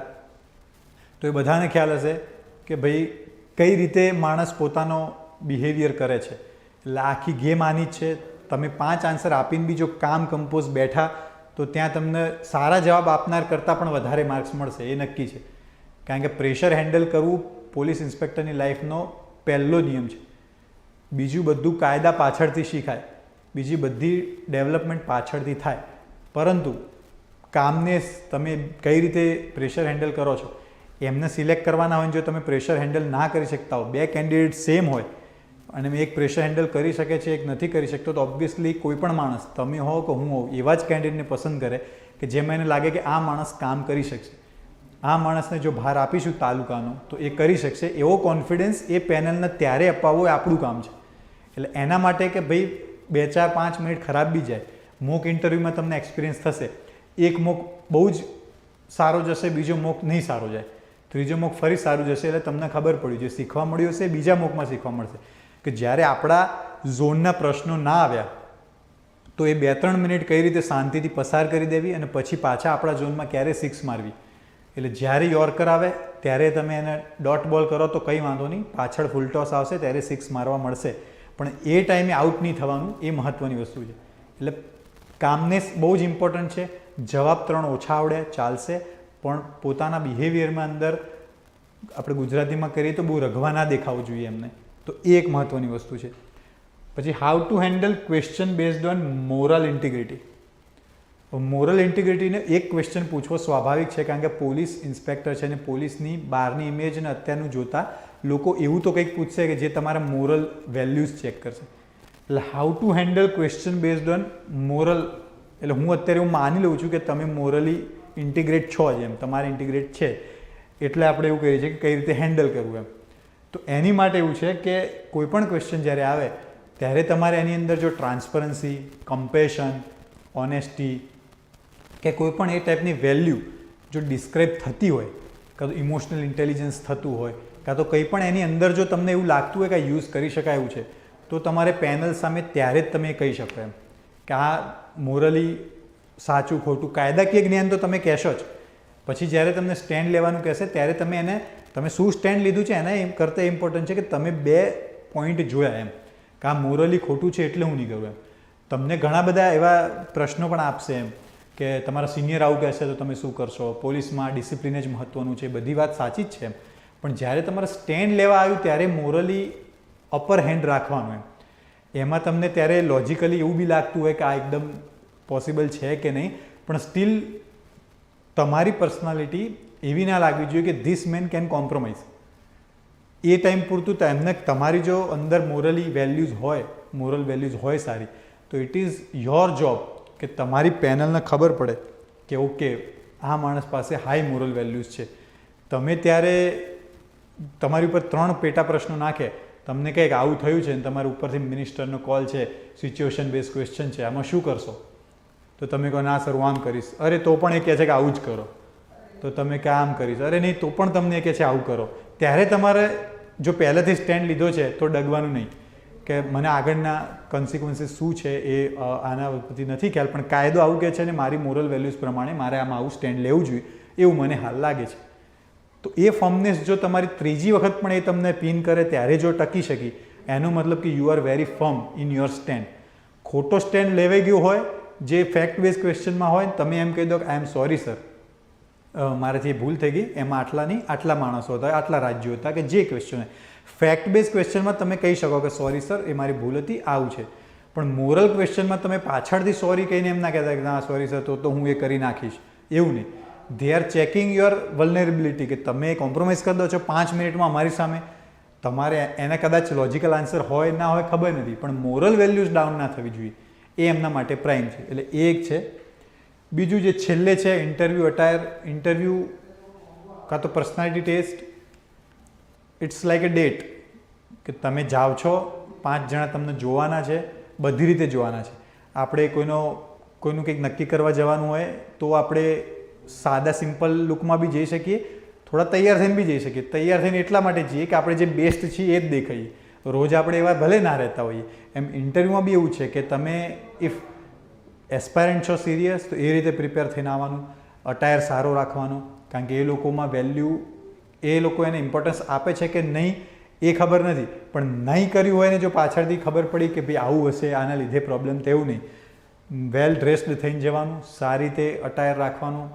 એ બધી જે નાની મોટી વસ્તુ છે જેમાં કન્ફ્યુઝન થતું હોય, શું પહેરવું શું ના પહેરવું, વાળ કેવા, શેવિંગ કરવું કે નહીં, બહેનો હોય તો બહેનો માટે કઈ રીતે હોય, સાડી જ પહેરવી કે ડ્રેસ પહેરે તો ચાલીએ, ખાદી પહેરીએ કે કોઈ બી ચાલીએ, આ બધા નાના મોટા ક્વેશ્ચન પાછળ તમારો ટાઈમ નહીં બગાડવાનો, એ થઈ જશે. But well and good dressing is a must, કારણ કે ઓબ્વિયસલી કોઈને બી બધું જ જ્યારે સરખું હોય ત્યારે તમે કોને ચૂઝ કરો, તો ત્યારે ખ્યાલ આવે કે ભાઈ okay the one who looks as officer is always a good man એમ. એટલે એ એક રીતે આપણે જોઈશું કે આ રીતનું આ બધા પોઈન્ટ ધ્યાન રાખવા જેવા છે એમ. તમને ખ્યાલ હોવો જોઈએ કે હા આ બી ઇમ્પોર્ટન્ટ છે. બીજું એક સેશન હશે જે આપણા જે સર છે લેવાના છે, કે જે ડિવાઇસ કર્યું છે કે ભાઈ આ એક્ઝામિનેશન છે એ પોલીસ ઇન્સ્પેક્ટર માટેની છે. તો ઘણા બધા બહાર કદાચ હોય કોઈ માણસ, કોઈ ગાઈડન્સ આપતા હોય ના આપતા હોય, એમનાથી મિસ થતું હોય તો પણ ધ્યાન દોરી શકાય. એ મિસ થતું હોય તો તમે અહીંયા આપણે લેક્ચર થતા હોય એ બી જોઈ શકો. એક સેશન આપણે લેવાનું છે કે લો એન્ડ ઓર્ડરમાં, જે લગભગ 10 દિવસમાં જ લેવાઈ જશે. રિઝલ્ટ આવ્યું હોય કે ના આવ્યું હોય એ ઇમ્પોર્ટન્ટ છે. એટલે એક લો એન્ડ ઓર્ડર ઉપર, કારણ કે 20 મિનિટનો ઇન્ટરવ્યૂ એવરેજ પકડો કે 15 મિનિટનો પકડો તો 50% ટાઈમ એવી શક્યતાઓ છે કે જે પોલીસ રિલેટેડ જઈ શકે. તો એ લેક્ચરની અંદર શું હશે, અત્યારે હું શું હશે કહી રહ્યો છું, આ લેક્ચર એક સર બીજા લેવાના છે જેમાં પોલીસ સિસ્ટમ કઈ રીતે ભારતમાં ઇવોલ્વ થઈ, બેઝિક હિસ્ટ્રી બેઝડ પૂછે કે ભાઈ ક્યાંથી ચાલુ થયું, કે ભાઈ પોલીસ સ્ટેશન ક્યાંથી ચાલુ થયા, કાં તો બ્રિટિશ ટાઈમમાં કેવું થયું, કંપની રૂલમાં કેવું થયું, પછી કયા પછી ઇન્ડિયન પિનલ કોડ વિશે, criminal procedure code, Indian evidence act, આ બધા 3 જે બેઝિક એક્ટ છે પોલીસ ગવર્નન્સના, તો એ એક્ટ ઉપરથી તમને રેન્ડમલી કંઈક પૂછી લે તો બેઝિક નોલેજ હોવું સારું એમ. એમાં સીધું ના કરવા કરતાં આપણે 2 પ્રશ્નોના જવાબ આપીએ અને પછી ડિટેલમાં જાય અને પછી કહે કે સર એ વિશે મને વધુ જાણ નથી, તો it is a better thing. પછી કેસ સ્ટડીઝ અને સિચ્યુએશન બેઝડ ક્વેશ્ચન્સ જે બહુ ઇમ્પોર્ટન્ટ છે, કે તમે એક પોલીસ ઇન્સ્પેક્ટર છો, તમારા નજીકના એરિયામાં આવી ચોરી થઈ છે તો શું પ્રોસિજર ફોલો કરશો, કંઈક કોમી વૈમનસ્ય સર્જાયું છે તો શું પ્રોસિજર છે, શું કરશો, કાં તો તમને કોઈ આવી ઓફર કરે છે લાંચની તો તમે કઈ રીતે પગલાં ભરશો, શું કરશો. આવી એવું છે કે જે ફિલ્ડમાં છે એ લોકોને પ્રોટોકોલ ખબર હોય, તો એવા સિનિયર જોડેથી જ્યારે તમે જાણશો તો ખ્યાલ આવશે કે આ ટાઈપના ક્વેશ્ચન આવવાના જ છે. ઇરિસ્પેક્ટિવ ઓફ તમારું ઇન્ટરવ્યૂ લાંબુ ચાલે ટૂંકું ચાલે, કારણ કે આ પીઆઈ માટેનું ઇન્ટરવ્યૂ હશે તો ઓબ્વિયસલી 5 ક્વેશ્ચન તો પોલીસ રિલેટેડ પૂછશે જ. તો એ એક છે. બીજું કે પોલીસ રિલેટેડ કોઈ સુપ્રીમ કોર્ટના જજમેન્ટ હોય, પછી કોઈ એવા ઇમ્પોર્ટન્ટ હોય કે જે પોલીસ સિસ્ટમ ઉપર એની ઇફેક્ટ હોય, તો એ બધા પ્રકાશ છે બાદલ કેસ છે, પોલીસ રિફોર્મ શું છે, તો એ બધું કરશે ને રિસેન્ટ એડવાન્સીસીસ શું છે સિસ્ટમમાં. તો આની ઉપર આપણું એક સેશન હશે. અત્યારે આપણે ઇન્ટ્રોડક્ટરી લઈ રહ્યા છીએ કે ફ્યુચરમાં શું કરવાનું છે. રિઝલ્ટ હજુ આવ્યું નથી, પણ એ પહેલાં પ્રિપેર રહેવું બેટર છે એમ. કારણ કે યુપીએસસી ઇન્ટરવ્યૂ કરતાં પણ જીપીએસસી ઇન્ટરવ્યૂ એટલા માટે હું એવું માનું છું કે વધારે ટફ છે, કારણ કે તમારે 15-20 મિનિટની અંદર તમારે એ લોકોને એટલા કન્વિન્સ કરવાના છે કે આઈ એમ ફિટ ફોર ધ જોબ. એટલે એના માટે કોઈ પણ વસ્તુ આપણે ઢીલી નહીં મૂકી. એટલે આ બધું બી એક સેશન લેવાશે. ઇન શોર્ટ કે એક સેશન બેઝિકનો થયો, એક ટોપર સ્ટોકનો થશે અને એક લો એન્ડ ઓર્ડરનો થશે. એટલે આ 3 સેશન એવા હશે કે જે લેક્ચર સ્વરૂપે હશે. એના પછી આ બધા માટે એના પછી તમે આગળ કંઈક કરી શકો એમ. એના પછી જે મેઇન ક્રુશિયલ વસ્તુ છે એ થશે એમ મોક ઇન્ટરવ્યૂઝ. મોક ઇન્ટરવ્યૂઝ આપવા કે નહીં આપવા, આપવા તો કેટલા આપવા, ક્યાં આપવા, આ બધાને પ્રશ્નો થશે જ. મોક ઇન્ટરવ્યૂ એટલા માટે જરૂરી છે કે ઇફ કોઈ ભૂલ થવાની હોય તો પહેલાં જ થઈ જાય મોકમાં જ. કારણ કે એ ભૂલ જો સીધી તમે પેનલ સામે બેસીને કરી તો એના માટે આપણી પાસે કોઈ યુટર્ન નથી.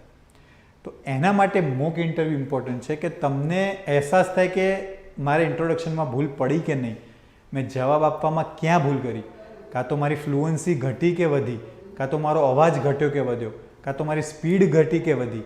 આ બધું જેટલું તમારે એનાલિસિસ કરવું હોય એ તમે મોક ઇન્ટરવ્યૂ આપો તો ખ્યાલ આપે. એટલે મારું એવું માનવું છે કે મોક ઇન્ટરવ્યૂ એટલા માટે આપવા જોઈએ કે આપણે કેટલા પાણીમાં છીએ એટલે આપણને પહેલાંથી ખબર હોય, તો ક્યાં કામ કરવું એ પણ પહેલાંથી ખબર હોય. એટલે આ એક જાતનું ડાયગ્નોસ્ટિક સ્કેન છે કે મોક આપો એટલે ખબર પડી જાય કે હું તો ફટોફટ જવાબ બોલી જતી હતી, કાં તો ફટોફટ જવાબ બોલી જતો હતો. તો એ આપણને જ્યારે તમારા મોક પેનલવાળા જ્યારે તમને ફીડબેક આપશે એમાં ઇન્સ્ટન્ટ ફીડબેક બી હોય. જેવો તમારો મોક થાય એનું વિડીયો રેકોર્ડિંગ હોય, એ વિડીયો રેકોર્ડિંગ તમને પણ આપે જોવા માટે. એનાથી ખબર પડે કે અચ્છા હું આવું બોલતો હતો, આવું બોલતી હતી. અને ઇન્સ્ટન્ટ ફીડબેક એ મળે કે તમે આટલી જગ્યાએ ભૂલ કરો છો, તમે આટલી જગ્યાએ વધુ સારું કરી શકો, તમે આ રીતે વધુ બિહેવ કરી શકો. આ બધા ફેક્ટર છે. એટલે મોક ઇન્ટરવ્યૂ સૌથી ક્રુશિયલ છે, કારણ કે પહેલા લેક્ચર કદાચ તમને પ્રિપેર કરવામાં આવશે પણ આ તમને પ્લે કરાવવા માટે છે. એટલે જેવું મોક ઇન્ટરવ્યૂમાં આવે જો તમને સરસ બોલાવ્યું તો તમારો કોન્ફિડન્સ બૂસ્ટઅપ થશે કે ભાઈ મારા મોકમાં બહુ જ સરસ જાય છે, દેટ મીન્સ મારી ઘણી સારી તૈયારી છે. એટલે જ્યારે તમે મેઇન ઇન્ટરવ્યૂમાં જશો તો પહેલાંથી જ આત્મવિશ્વાસ લઈને જશો કે ઓકે આઈ એમ રેડી. તો એટલા માટે મોક ઇન્ટરવ્યૂ છે. અને મોક ઇન્ટરવ્યૂ કેટલા આપવા એ પ્રશ્ન બહુ એટલો ઇમ્પોર્ટન્ટ એટલા માટે નથી કે અતિશય પણ ના કરાય. કોઈ પણ વસ્તુનો અતિ થાય તો હેરાન થઈ જવાય. એટલે આપણે એવું નથી કહેતા કે તમે 5 આપો, 6 આપો, 7 આપો, એવું નહીં. પણ 2 કાં તો 3 સારા મોક ઇન્ટરવ્યૂ કે જેમાં તમે એવું નહીં કે આજે મોક આપવાનો છે તો સવારે જઈ આવું, એવું નહીં. સપોઝ તમારો સન્ડે મોક હોય તો તમે મંડેથી સેટરડે સુધી ઇન્ટ્રોડક્શન ઉપર બધા લેક્ચર થાય, એની ઉપર પોલીસ સિસ્ટમ ઉપર બધા ઉપર પ્રિપેર કરીને આવ્યા, પછી મોકમાં બેસો તો તમને ખબર પડે કે ક્યાં ઓછું પડતું હતું. તો એવી રીતે 2 કે 3 મોક આપો તો તમારું સૌથી સારામાં સારું કામ થઈ જાય. એટલા માટે મોક ઇન્ટરવ્યૂ વધારે ઇમ્પોર્ટન્ટ છે. અને મોક ઇન્ટરવ્યૂ એવી જગ્યાએ આપો કે જ્યાંથી તમને ફીડબેક સરસ જ મળવાનું છે. તમને ખબર જ હોય કે નહીં આ માણસ મને કસ્ટમાઇઝ રીતે 5 વસ્તુ કહેશે તો એ મારા માટે કામની છે. તો એ આપણે મોક ઇન્ટરવ્યૂનો એક રાઉન્ડ રાખીશું. અને મોક ઇન્ટરવ્યૂમાં કસ્ટમાઇઝ ગાઈડન્સવાળો આ એક હશે 1-to-1 સેશન કે જેમાં સપોઝ મોક ઇન્ટરવ્યૂ વખતે પેનલ હોય 3 માણસની, કાં તો 4 માણસની, કાં તો 5 માણસની. એ પેનલ તમને પ્રશ્નો પૂછે, તમે જવાબ આપો, એનું રેકોર્ડિંગ થાય. પણ ત્યાં બીજું કોઈ ઇમ્પ્રુવમેન્ટ ના હોય, ત્યાં તમને ફીડબેક મળી જાય કે તમારું આટલું હતું, આટલું નહોતું, આ જરૂરી હતું, આ જરૂરી નહોતું, એ રીતે. પણ 1-to-1 સેશનમાં એવું હશે કે કોઈ એક તમારા મેન્ટર હોય, હું હોઉં, કોઈ બીજું સર હોય, અને એના જોડે તમે ડિસ્કસ કરો કે સર મારું હું એકલું જ છું, હું એકલો જ છું, મારામાં હું શું કરી શકું, મારા ઇન્ટરવ્યૂમાં શું ભૂલ હતી, મારા ઇન્ટરવ્યૂમાં હું શું સારું કરી શકું, કઈ રીતે પ્રિપેર કરું. તો આ 1-to-1 સેશન કદાચ બધાને જરૂર ના પણ હોય, કદાચ કોઈને એવું લાગે કે આઈ એમ વેલ પ્રિપેર્ડ ઇનફ કે આમાં કંઈ જરૂર નથી. પણ સપોઝ 50% સ્ટુડન્ટને બી એવું એક નહીં મારે પર્સનલી એવું પૂછવું છે કસ્ટમાઇઝ મારામાં શું થઈ શકે, મને આ મટીરિયલ વાંચવું કે નહીં, આ રીતે બોલવું કે નહીં, મારા ઇન્ટ્રોડક્શનમાં ભૂલ છે તો સુધારું કે નહીં. તો એ બધી વસ્તુ આપણે 1-to-1 સેશનમાં કરીશું. આ આપણો future means next 15 days, 20 days, 25 days એના પછી. કારણ કે રિઝલ્ટ આવ્યા પછી આપણને કદાચ 10 જ દિવસ મળે, 15 જ દિવસ મળે, ખબર નથી. એટલે જાગ્યા વહેલા જાગવું વધારે સારું. એટલે આ બધું આપણે એડવાન્સમાં કરીશું.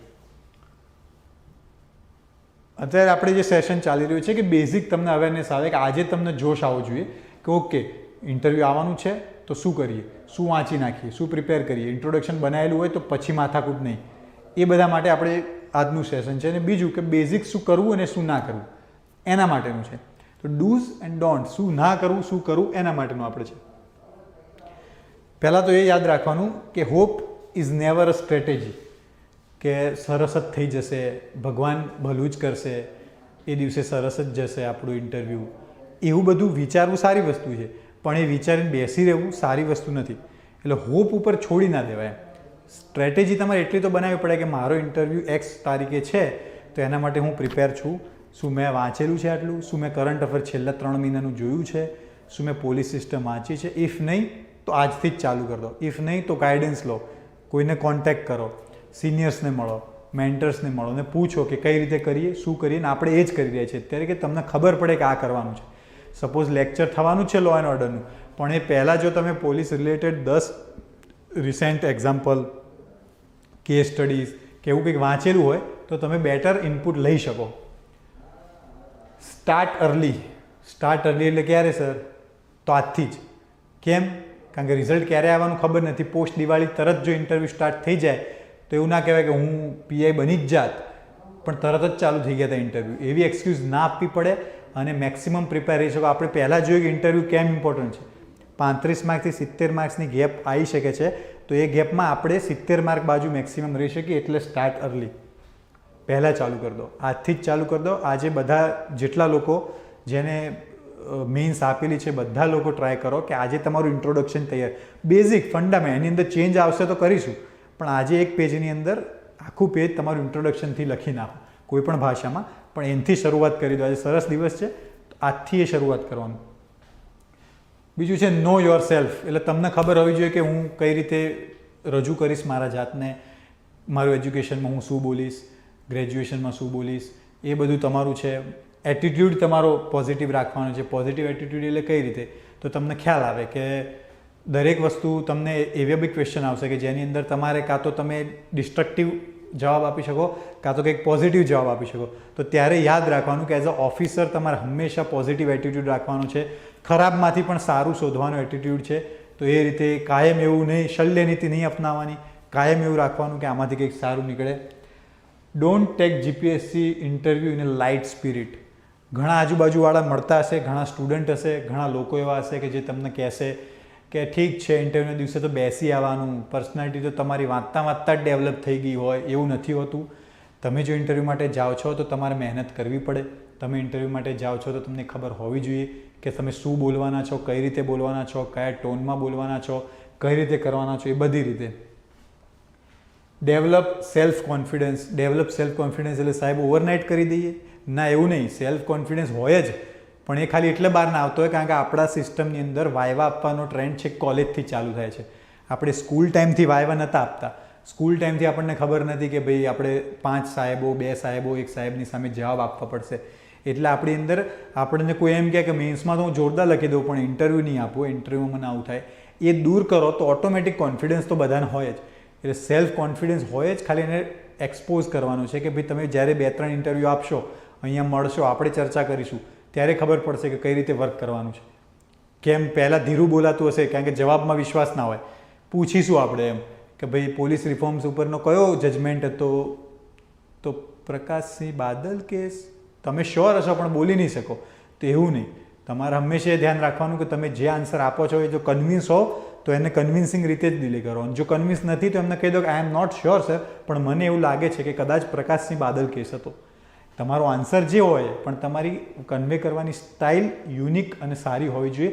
એના ઉપર આપણે વર્ક કરવાનું છે. ડોન્ટ લાય. ઇન્ટરવ્યૂ દરમિયાન જો ખબર જ છે કે જુઠ્ઠું બોલી રહ્યા છીએ તો નહીં બોલવાનું, કારણ કે સામેવાળા આપણાથી મોટા છે, આપણાથી વધારે દિવાળીઓ જોયેલી છે. એટલે એવું નહીં કે હા મેં તો આમ કરી નાખ્યું તેમને ખબર નહીં પડી હોય, એવું કશું નથી હોતું. એટલે જ્યારે ખબર છે કે આપણે બ્લન્ડર કરી રહ્યા છીએ કે તો બ્લફ કરી રહ્યા છીએ તો એની ઉપર નહીં જવાનું. ફ્રેન્કલી કહી દેવાનું કે મને આ વિશે આઈડિયા નથી. ગમે તેટલું બેઝિક હશે પણ મને આની વિશે કંઈ આઈડિયા નથી એવું તમે કહી શકો તો એ જ તમારો કોન્ફિડન્સ પણ બતાવે છે કે માણસને ખબર નથી તો એણે સીધું એવું કહી દીધું કે મને ખ્યાલ નથી. Improve your communication skills. Improve થઈ શકે? હા, થઈ શકે, કારણ કે આપણે મોટાભાગનો ટાઈમ વાંચવામાં જતો હોય છે, ચર્ચા કરવામાં નહીં. હવે પ્રેક્ટિસ કરીશું તો એ રીતે કરીશું કે જ્યારે તમે એમ કહી શકો કે સપોઝ કોઈ ક્વેશ્ચન છે કે 370 આર્ટિકલ ઉપર ચર્ચા કરવી છે, તો લખવા બેસો તો 2 પેજ ભરો, બોલવા બેસો તો ના બોલી શકાય. એવી સિચ્યુએશન આવે, એના કરતાં આપણે એની ઉપર વર્ક કરીએ. જ્યારે મોક ઇન્ટરવ્યૂ લેવાય ત્યારે તમને એક મોક ઇન્ટરવ્યૂ એવું રાખીએ કે જે ટોટલી કરંટ અફેર્સ બેઝ જેવો હોય. એક મોક ઇન્ટરવ્યૂ એવો હોય કે જેની અંદર પોલીસ સિસ્ટમ ઉપરનો હોય, અને બીજો એક એવો હોય કે જે રિયલ ટાઈમ એક્સપિરિયન્સ આપે, કે જેવો બેલેન્સ્ડ આવવાનો હોય એવું. તો દરેકે દરેક ક્વેશ્ચન ઉપર તમને આઈડિયા હોવો જોઈએ કે હું કેવું બોલું છું, સારું બોલું છું નહીં, કમ્યુનિકેશન સ્કિલ સારી છે, સ્માઇલ આવે છે કે નહીં, એકદમ ગંભીર નહીં થઈ જવાનું ઇન્ટરવ્યૂમાં, અને એવું બી નહીં કે ગમે તેમ હસે જ કાઢ્યું. જ્યારે ડિસેન્સી ખબર હોય, કે જ્યારે ખબર હોય કે ઓકે આપણાથી ભૂલ થઈ ગઈ, કાં તો એમણે કરેક્ટ કર્યા તો કહેવાનું થેન્ક યુ સર, કાં તો હસી લેવાનું કે thank you so much sir, કે જે તમે કહો એ. પણ એ કમ્યુનિકેશન સ્કિલ એવી હોય, જેમ સપોઝ આપણે ક્યાંક બહાર ગયા હોઈએ તો કઈ રીતે લોકો આપણને વાત કરતા હોય, કદાચ કોઈક આપણે કોઈ કંપનીમાં ગયા હોય તો ત્યાંના એમ્પ્લોય આપણને કેટલી સારી રીતે વાત કરતા હોય. આપણને ખબર જ છે કે આ રૂટીન હોય કે ના હોય, પણ it is a good way. કોઈને સારી રીતે ટ્રીટ કરવા એ સરસ વસ્તુ છે. તો આપણે કોમ્યુનિકેશન સ્કિલના માર્ક્સ છે તો એની ઉપર વર્ક કરીશું. Get straight to the point. એટલે ઇન્ટરવ્યૂમાં જ્યારે તમને પ્રશ્નો પૂછવામાં આવે કે તમને શું લાગે છે આમાં શું કરવું જોઈએ, તો તમારે 4 ઓપિનિયન નહીં લેવાના કે નોર્મલી સર આ રીતે ઘણા લોકો આવું પણ કરી શકે, બીજા લોકો આવું પણ કરી શકે, પણ હું આવું કરું એવું નહીં. એ લોકોને ખબર છે કે કેટલા ઓપ્શન છે. તમારે સ્ટ્રેટ ટુ ધ પોઈન્ટ એટલા માટે રહેવાનું કે ટાઈમ આપણી પાસે ફિક્સ છે, તો મેક્સિમમ એ લોકો જોડે કોન્વર્ઝેશન કરી શકે. એના માટે હું સર આવું પગલું લઈશ. પછી એની અંદર તમને પૂછે કે કેમ તમે આવું પગલું લેશો, તો એના રીઝન. એની અંદર કંઈક પેટા પ્રશ્ન પૂછે તો એનો જવાબ. પણ સ્ટ્રેટ ટુ ધ પોઈન્ટ રહેશો તો એમને ગમશે, કારણ કે એ ઓફિસર રહી ચૂકેલા માણસ છે. એટલે એમની સામે ગોળ ગોળ ફરીને આવવા કરતાં આપણે એમને ક્લિયર કટ કહેવાનું કે સર મને લાગે છે કે આવું કરવું જોઈએ. કેમ એવું લાગે છે તો એનો આન્સર, કેમ નથી લાગતું તો એનો અલગ આન્સર. પણ જેટલા શુદ્ધ સ્પષ્ટ વક્તા રહેશો એટલો ફાયદો થશે આ લેવલે. ડોન્ટ સ્ટોપ રીડિંગ ન્યૂઝપેપર, એ આપણે વાત થઈ ગઈ કે એ નથી કરવાનું. Learn to give balance answer, એ પણ વાત થઈ ગઈ. કીપ કામ, એ વાત થઈ ગઈ. Don't compromise your moral integrity, એની ઉપર વાત થઈ. Don't be swayed by rumours. GPSC class 1, 2 અને પીઆઈની એક્ઝામ માટે આ બહુ ઇમ્પોર્ટન્ટ છે, કારણ કે માર્કેટમાં વાત અફવાઓ ધડ માથા વગરની જ ચાલતી હોય છે. આ મેડમનું બોર્ડ આવી ગયું તો 40 નીચે જ માર્ક્સ, આ સરનું બોર્ડ આવી ગયું તો આટલા જ માર્ક્સ, આમાં 15 મિનિટ ઇન્ટરવ્યૂ ગયો તો બહુ ખરાબ માર્ક્સ, 25 મિનિટ ઇન્ટરવ્યૂ ગયો તો બહુ સારા માર્ક્સ. એવું કોઈ ફિક્સ હોતું નથી. કોઈ પેનલ સબ્જેક્ટિવલી નથી હોતી, બધા પોતાની રીતે ઓબ્જેક્ટિવ. હા, પોસ્ટ રિઝલ્ટ એનાલિસિસ કરી શકાય કે આના 5 માર્ક વધારે, આના 5 માર્ક ઓછા, પણ એ બધી ખૂટતી કડીઓ ખાલી મૂકવાના હોય છે. બાકી પહેલેથી કંઈ ડિસાઇડેડ ના હોય કે આ પેનલમાં જઈએ તો આ. એટલે એવી ર્યુમર્સ કદાચ જો ફેલાય કે પહેલા દિવસના ઇન્ટરવ્યૂ ગયા એમાં આ મેડમ બહુ કડક હતા, પણ બીજા દિવસે ઇન્ટરવ્યૂ લો એ મેડમ બહુ સારી રીતે લેતા હોય, તો તમને એમ થાય, કારણ કે તમે પ્રી ઓક્યુપાઈડ થઈને ના જતા. કારણ કે એની ઇફેક્ટ એ આવશે કે સપોઝ તમને ખબર પડ્યું કે એક્સ મેડમ છે, ઇન્ટરવ્યૂ બહુ ટફ લે છે અને બહુ ખખડાવે છે, કાં તો બહુ હેવી ક્વેશ્ચન પૂછે છે, અને તમારા માઇન્ડમાં એ વાત ફિટ થઈ ગઈ છે.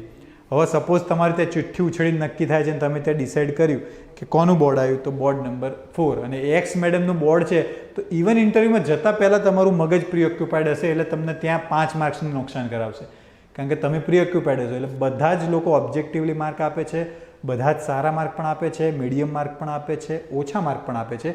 એટલે ઇરિસ્પેક્ટિવ ઓફ પેનલ, સામે જે બેઠા છે બધા જ આપણા સિનિયર છે, બધા સિનિયર ફેકલ્ટી મેમ્બર છે, પેનલ મેમ્બર છે. મને જે આવડે છે હું મારું બેસ્ટ આપીને આવીશ, એ જ રાખવાનું. કોઈના બોર્ડમાં કેવા માર્ક છે, કોઈનું શું છે, એ આપણે કંઈ નહીં કરીએ. બીજું છે યુઝ કોમન સેન્સ. એ તો વેરી કોમન જ હશે, એટલે આપણે એની ઉપર તો શું વાત કરીએ. જે ક્વેશ્ચન પૂછ્યો હોય તો એને બહુ ડીપમાં નહીં જવાનું. જો એનો પહેલો બેઝિક કોમન આન્સર મળતો હોય તો એ આપવાનો ટ્રાય કરવાનો. અટેમ્પ્ટ મોક ઇન્ટરવ્યૂઝ આપણે વાત કરી, આપણે ઓર્ગેનાઇઝ પણ કરશે અહીં ઉત્સવભાઈ થ્રુ, તો એ વખતે બી ખબર પડશે કે કઈ રીતે છે યુવરાજસિંહ થ્રુને. એમ બી યોર સેલ્ફ, જેવા છીએ એવા દેખાઈએ. એનો મતલબ એ નહીં કે જેવા ઘરે છીએ એવા દેખાઈએ, પણ સપોઝ તમે કઈ વસ્તુમાં માનો છો તો એ વસ્તુને વળગી રહો, એના માટેની વાત છે. બીજું, smile is the key for a good personality. એ લોકો દિવસના 8, 10, 12 લોકોનું ઇન્ટરવ્યૂ લેતા હોય તો એમના માટે બી એક્ઝોસ્ટિંગ પ્રોસેસ છે. તો તમારી એક સ્માઇલથી જો વાતાવરણ હળવું થતું હોય, સારું થતું હોય, તો એની ઉપર ફોકસ અચૂક કરજો. એની અંદર એવું ના થાય કે ભાઈ એકદમ ગંભીર ઇન્ટરવ્યૂ આપે. અને એવું પણ નથી કે અનનેસેસરી હસે રાખ્યું, પણ જ્યારે જેસ્ચર કરવાનું આવે ત્યારે તમારે સ્માઇલ કરીને એમને કહી શકો. એ લોકો તમને કરેક્ટ કરે ત્યારે બી સ્માઇલ કરી શકો, સારો જવાબ આપે ત્યારે બી કરી શકો. But smile is the key. એમ સ્માઇલ કરશો તો સારું. ઇવન યુપીએસસીમાં દિલ્હીમાં પણ એવું જ છે કે તમે જેટલા એમની જોડે વધારે ઇન્વોલ્વ થઈ શકો એટલું બેનિફિટ છે. તમારા ગ્રેજ્યુએશન સબ્જેક્ટનું થોડું નોલેજ બ્રશઅપ કરી લેવાનું, કારણ કે તમારા ઇન્ટ્રોડક્શનની અંદર તમે ગ્રેજ્યુએશન બોલો તો એ વખતે સપોઝ તમે મિકેનિકલ એન્જિનિયર બોલ્યા, MBBS બોલ્યા, કાં તો ત્રીજું કંઈક બોલ્યા કે સિવિલ એન્જિનિયર બોલ્યા, તો એના બેઝિક ફંડામેન્ટલ કે જે લેમેન પૂછી શકે એ રીતના ફંડા ખાલી બ્રશઅપ કરવાના છે. આખું ગ્રેજ્યુએશન રિવાઇઝ નથી કરવાનું. મેક્સિમમ 2-2.5 દિવસની અંદર તમારી ટર્મિનોલોજી, ડેફિનેશન શું હોય શું નહીં, ખાલી એ જોવાની વાત છે. મિસ ના થઈ જાય એના માટે. Be polite while speaking, whatever you agree or disagree, and maintain eye contact. એવું નહીં કે ઉપર જોઈને બોલો છો, નીચે જોઈને બોલો છો. તમે જે બિલીવ કરો છો એમને કહી દો, કારણ કે ઘણા પ્રશ્નોના કોઈ ફિક્સ જવાબ નથી હોતે, અલગ અલગ હોય છે. તો તમને એ ખ્યાલ આવશે કે હા ચલો મેં જે કીધું હતું એમાં મને છે ને હું આવું માનું છું. ઇટ મે બી સબ્જેક્ટિવલી ડિફરન્ટ, પણ એની ઉપર તમે અડગ રહો. ઓકે મારું આવું માનવું છે સર, પણ પછી એ લોકોનું જે હોય તમને કદાચ પંપ બી કરે કે નહીં આવું બોલો, પણ ત્યારે તમારે કહેવાનું કે જ્યારે મોરલી ખાસ ક્વેશ્ચન હોય, ફેક્ટ બેઝ હોય, તમે કહી શકો સોરી સર મને ખ્યાલ નહોતો એમ. પણ બાકી તમારે એવું નહીં કરવાનું. આપણે જોયું નીટલી ડ્રેસ થવાનું, લાઇટ કલરનો શર્ટ હોય બોયઝ માટે, અને સારી કાં તો ફોર્મલ સૂટ ફિમેલ્સ માટે. જેટલું સોબર ડિસેન્ટ લાગી શકે એટલું લાગવાનું.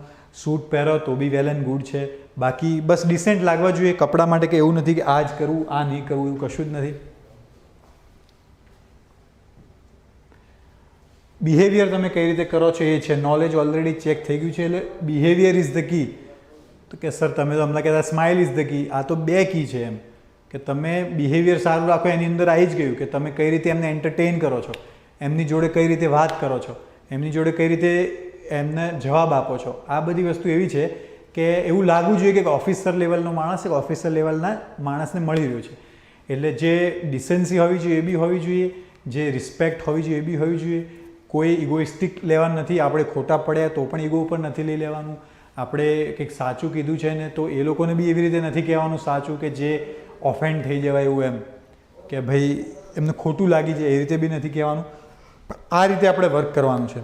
તો કોઈ પણ ઇન્ટરવ્યૂ માટે તમે જાઓ, આ ઇન્ટરવ્યૂ હોય, PIનો હોય કે STIનો હોય કે નેક્સ્ટ કોઈ પણ ઇન્ટરવ્યૂ હોય, તો યાદ રાખવાનું કે 15 થી 20 મિનિટ તમને આપી છે, ને કીધું કે 15 થી 20 મિનિટમાંથી તમને 100 માર્કનું આપવાના છે.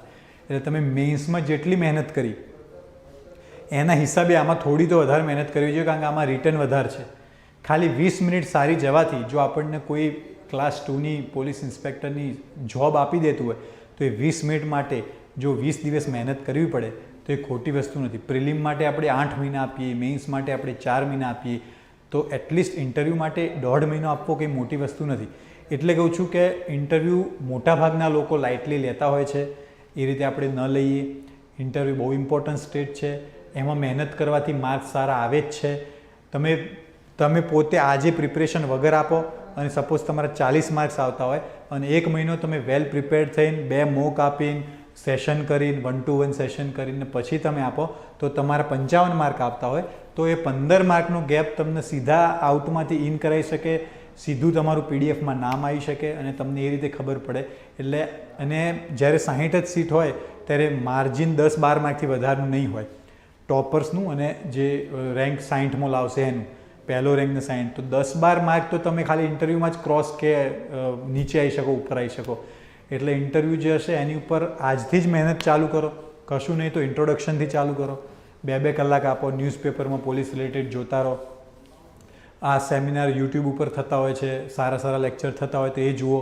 ઘરે બેઠા બેઠા કોરોના ટાઈમ્સમાં આટલો ટાઈમ મળ્યો છે તો યુટ્યુબના લેક્ચરમાંથી નોટ્સ બનાવી દો, કાં તો લો એન્ડ ઓર્ડર ઉપર જે લેક્ચર થશે એ જોઈ લો. ટોપર સ્ટોક થશે એ ખાસ જોજો, એનાથી તમને ખબર પડશે કે રિસેન્ટ માણસ જે ગયો એને પોતાની શું સ્ટ્રેટેજી હતી, જે રિસેન્ટ પાસ આઉટ કેન્ડિડેટ છે એણે શું કર્યું, તો એ બધો તમને આઈડિયા આવશે. બાકી મોક ઇન્ટરવ્યૂ પર તો આપણે વર્ક કરીશું જ. મોક ઇન્ટરવ્યૂ જ્યારે તમારું રિઝલ્ટ ડિક્લેર થાય ત્યારે એ ઉપરથી આપણે પ્લાન કરીશું કે કઈ રીતે એનું અરેન્જમેન્ટ કરવું. પણ મોક ઇન્ટરવ્યૂ એટલા માટે જરૂરી છે કે એનાથી તમને રિયાલિટી ખ્યાલ આવશે, રિયાલિટી ચેક હશે એમ.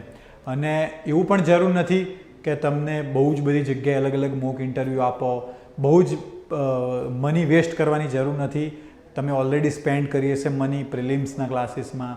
આમાં મોક ઇન્ટરવ્યૂમાં તમે કન્વિન્સ થતા હો કે ભાઈ this person is suitable enough મને ગાઈડ કરવા માટે, ધીસ એકેડમી સ્યુટેબલ ઇનફ, તો તમે એમાં જાઓ.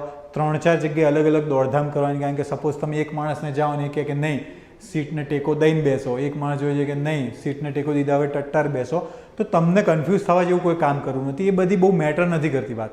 તમે એકદમ જ્યાં સુધી એકદમ ડિસરિસ્પેક્ટફુલી બેસતા નથી ત્યાં સુધી કંઈ મેટર કરતું નથી.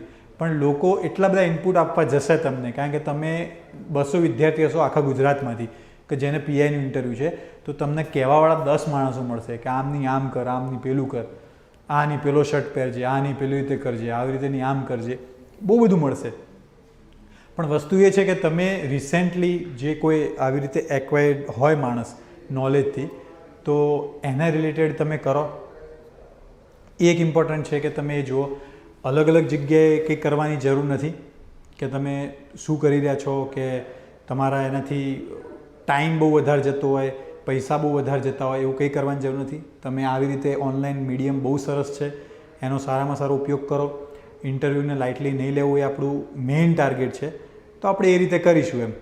અને એના સિવાય પણ કંઈ પણ હોય પ્રોબ્લેમ તો બહુ બધા મીડિયમ છે જેના થ્રુ કોન્ટેક્ટ, ટેલિગ્રામ ચેનલ્સ છે, તો સિનિયરનો તમે લાભ લેતા રહો, એ બધું તમારું થતું રહે. તો એ રીતે તમે એની ઉપર વર્ક કરશો તો વધારે બેનિફિટ રહેશે. અને બાકી તો ઇન્ટરવ્યૂ લેવલ ઉપર હું એવી આશા રાખું કે તમારે આગળ રિઝલ્ટ બહુ પોઝિટિવ જ આવશે. જ્યારે આવે ત્યારે આગળનું પ્લાનિંગ કઈ રીતે છે એ તો આપણે કરીશું જ, પણ સૌથી પહેલું ધ્યાન રાખવાનું કે આજથી જ સ્ટાર્ટ કરો. જેટલું થાય એટલું ઇન્ટ્રોડક્શન બનાવો, જેટલું થાય એટલું તમારા ઉપર વર્ક કરો. કમ્યુનિકેશન્સ, ભાષા શુદ્ધિ કરવાનો ટ્રાય કરો. રોજ ઇન્ટ્રોડક્શન સવાર સાંજ 2 વખત બોલી જાઓ, કારણ કે ફ્લુઅન્સી આવવાની જ છે. તો આ બધું વર્ક કરો અને આ બધા વર્કથી આગળ હોપ કે તમારું રિઝલ્ટ બહુ સારું આવે અને એ વખતે આપણે વધુમાં વધુ આગળ કામ કરીએ. તો all the best for result and thank you very much.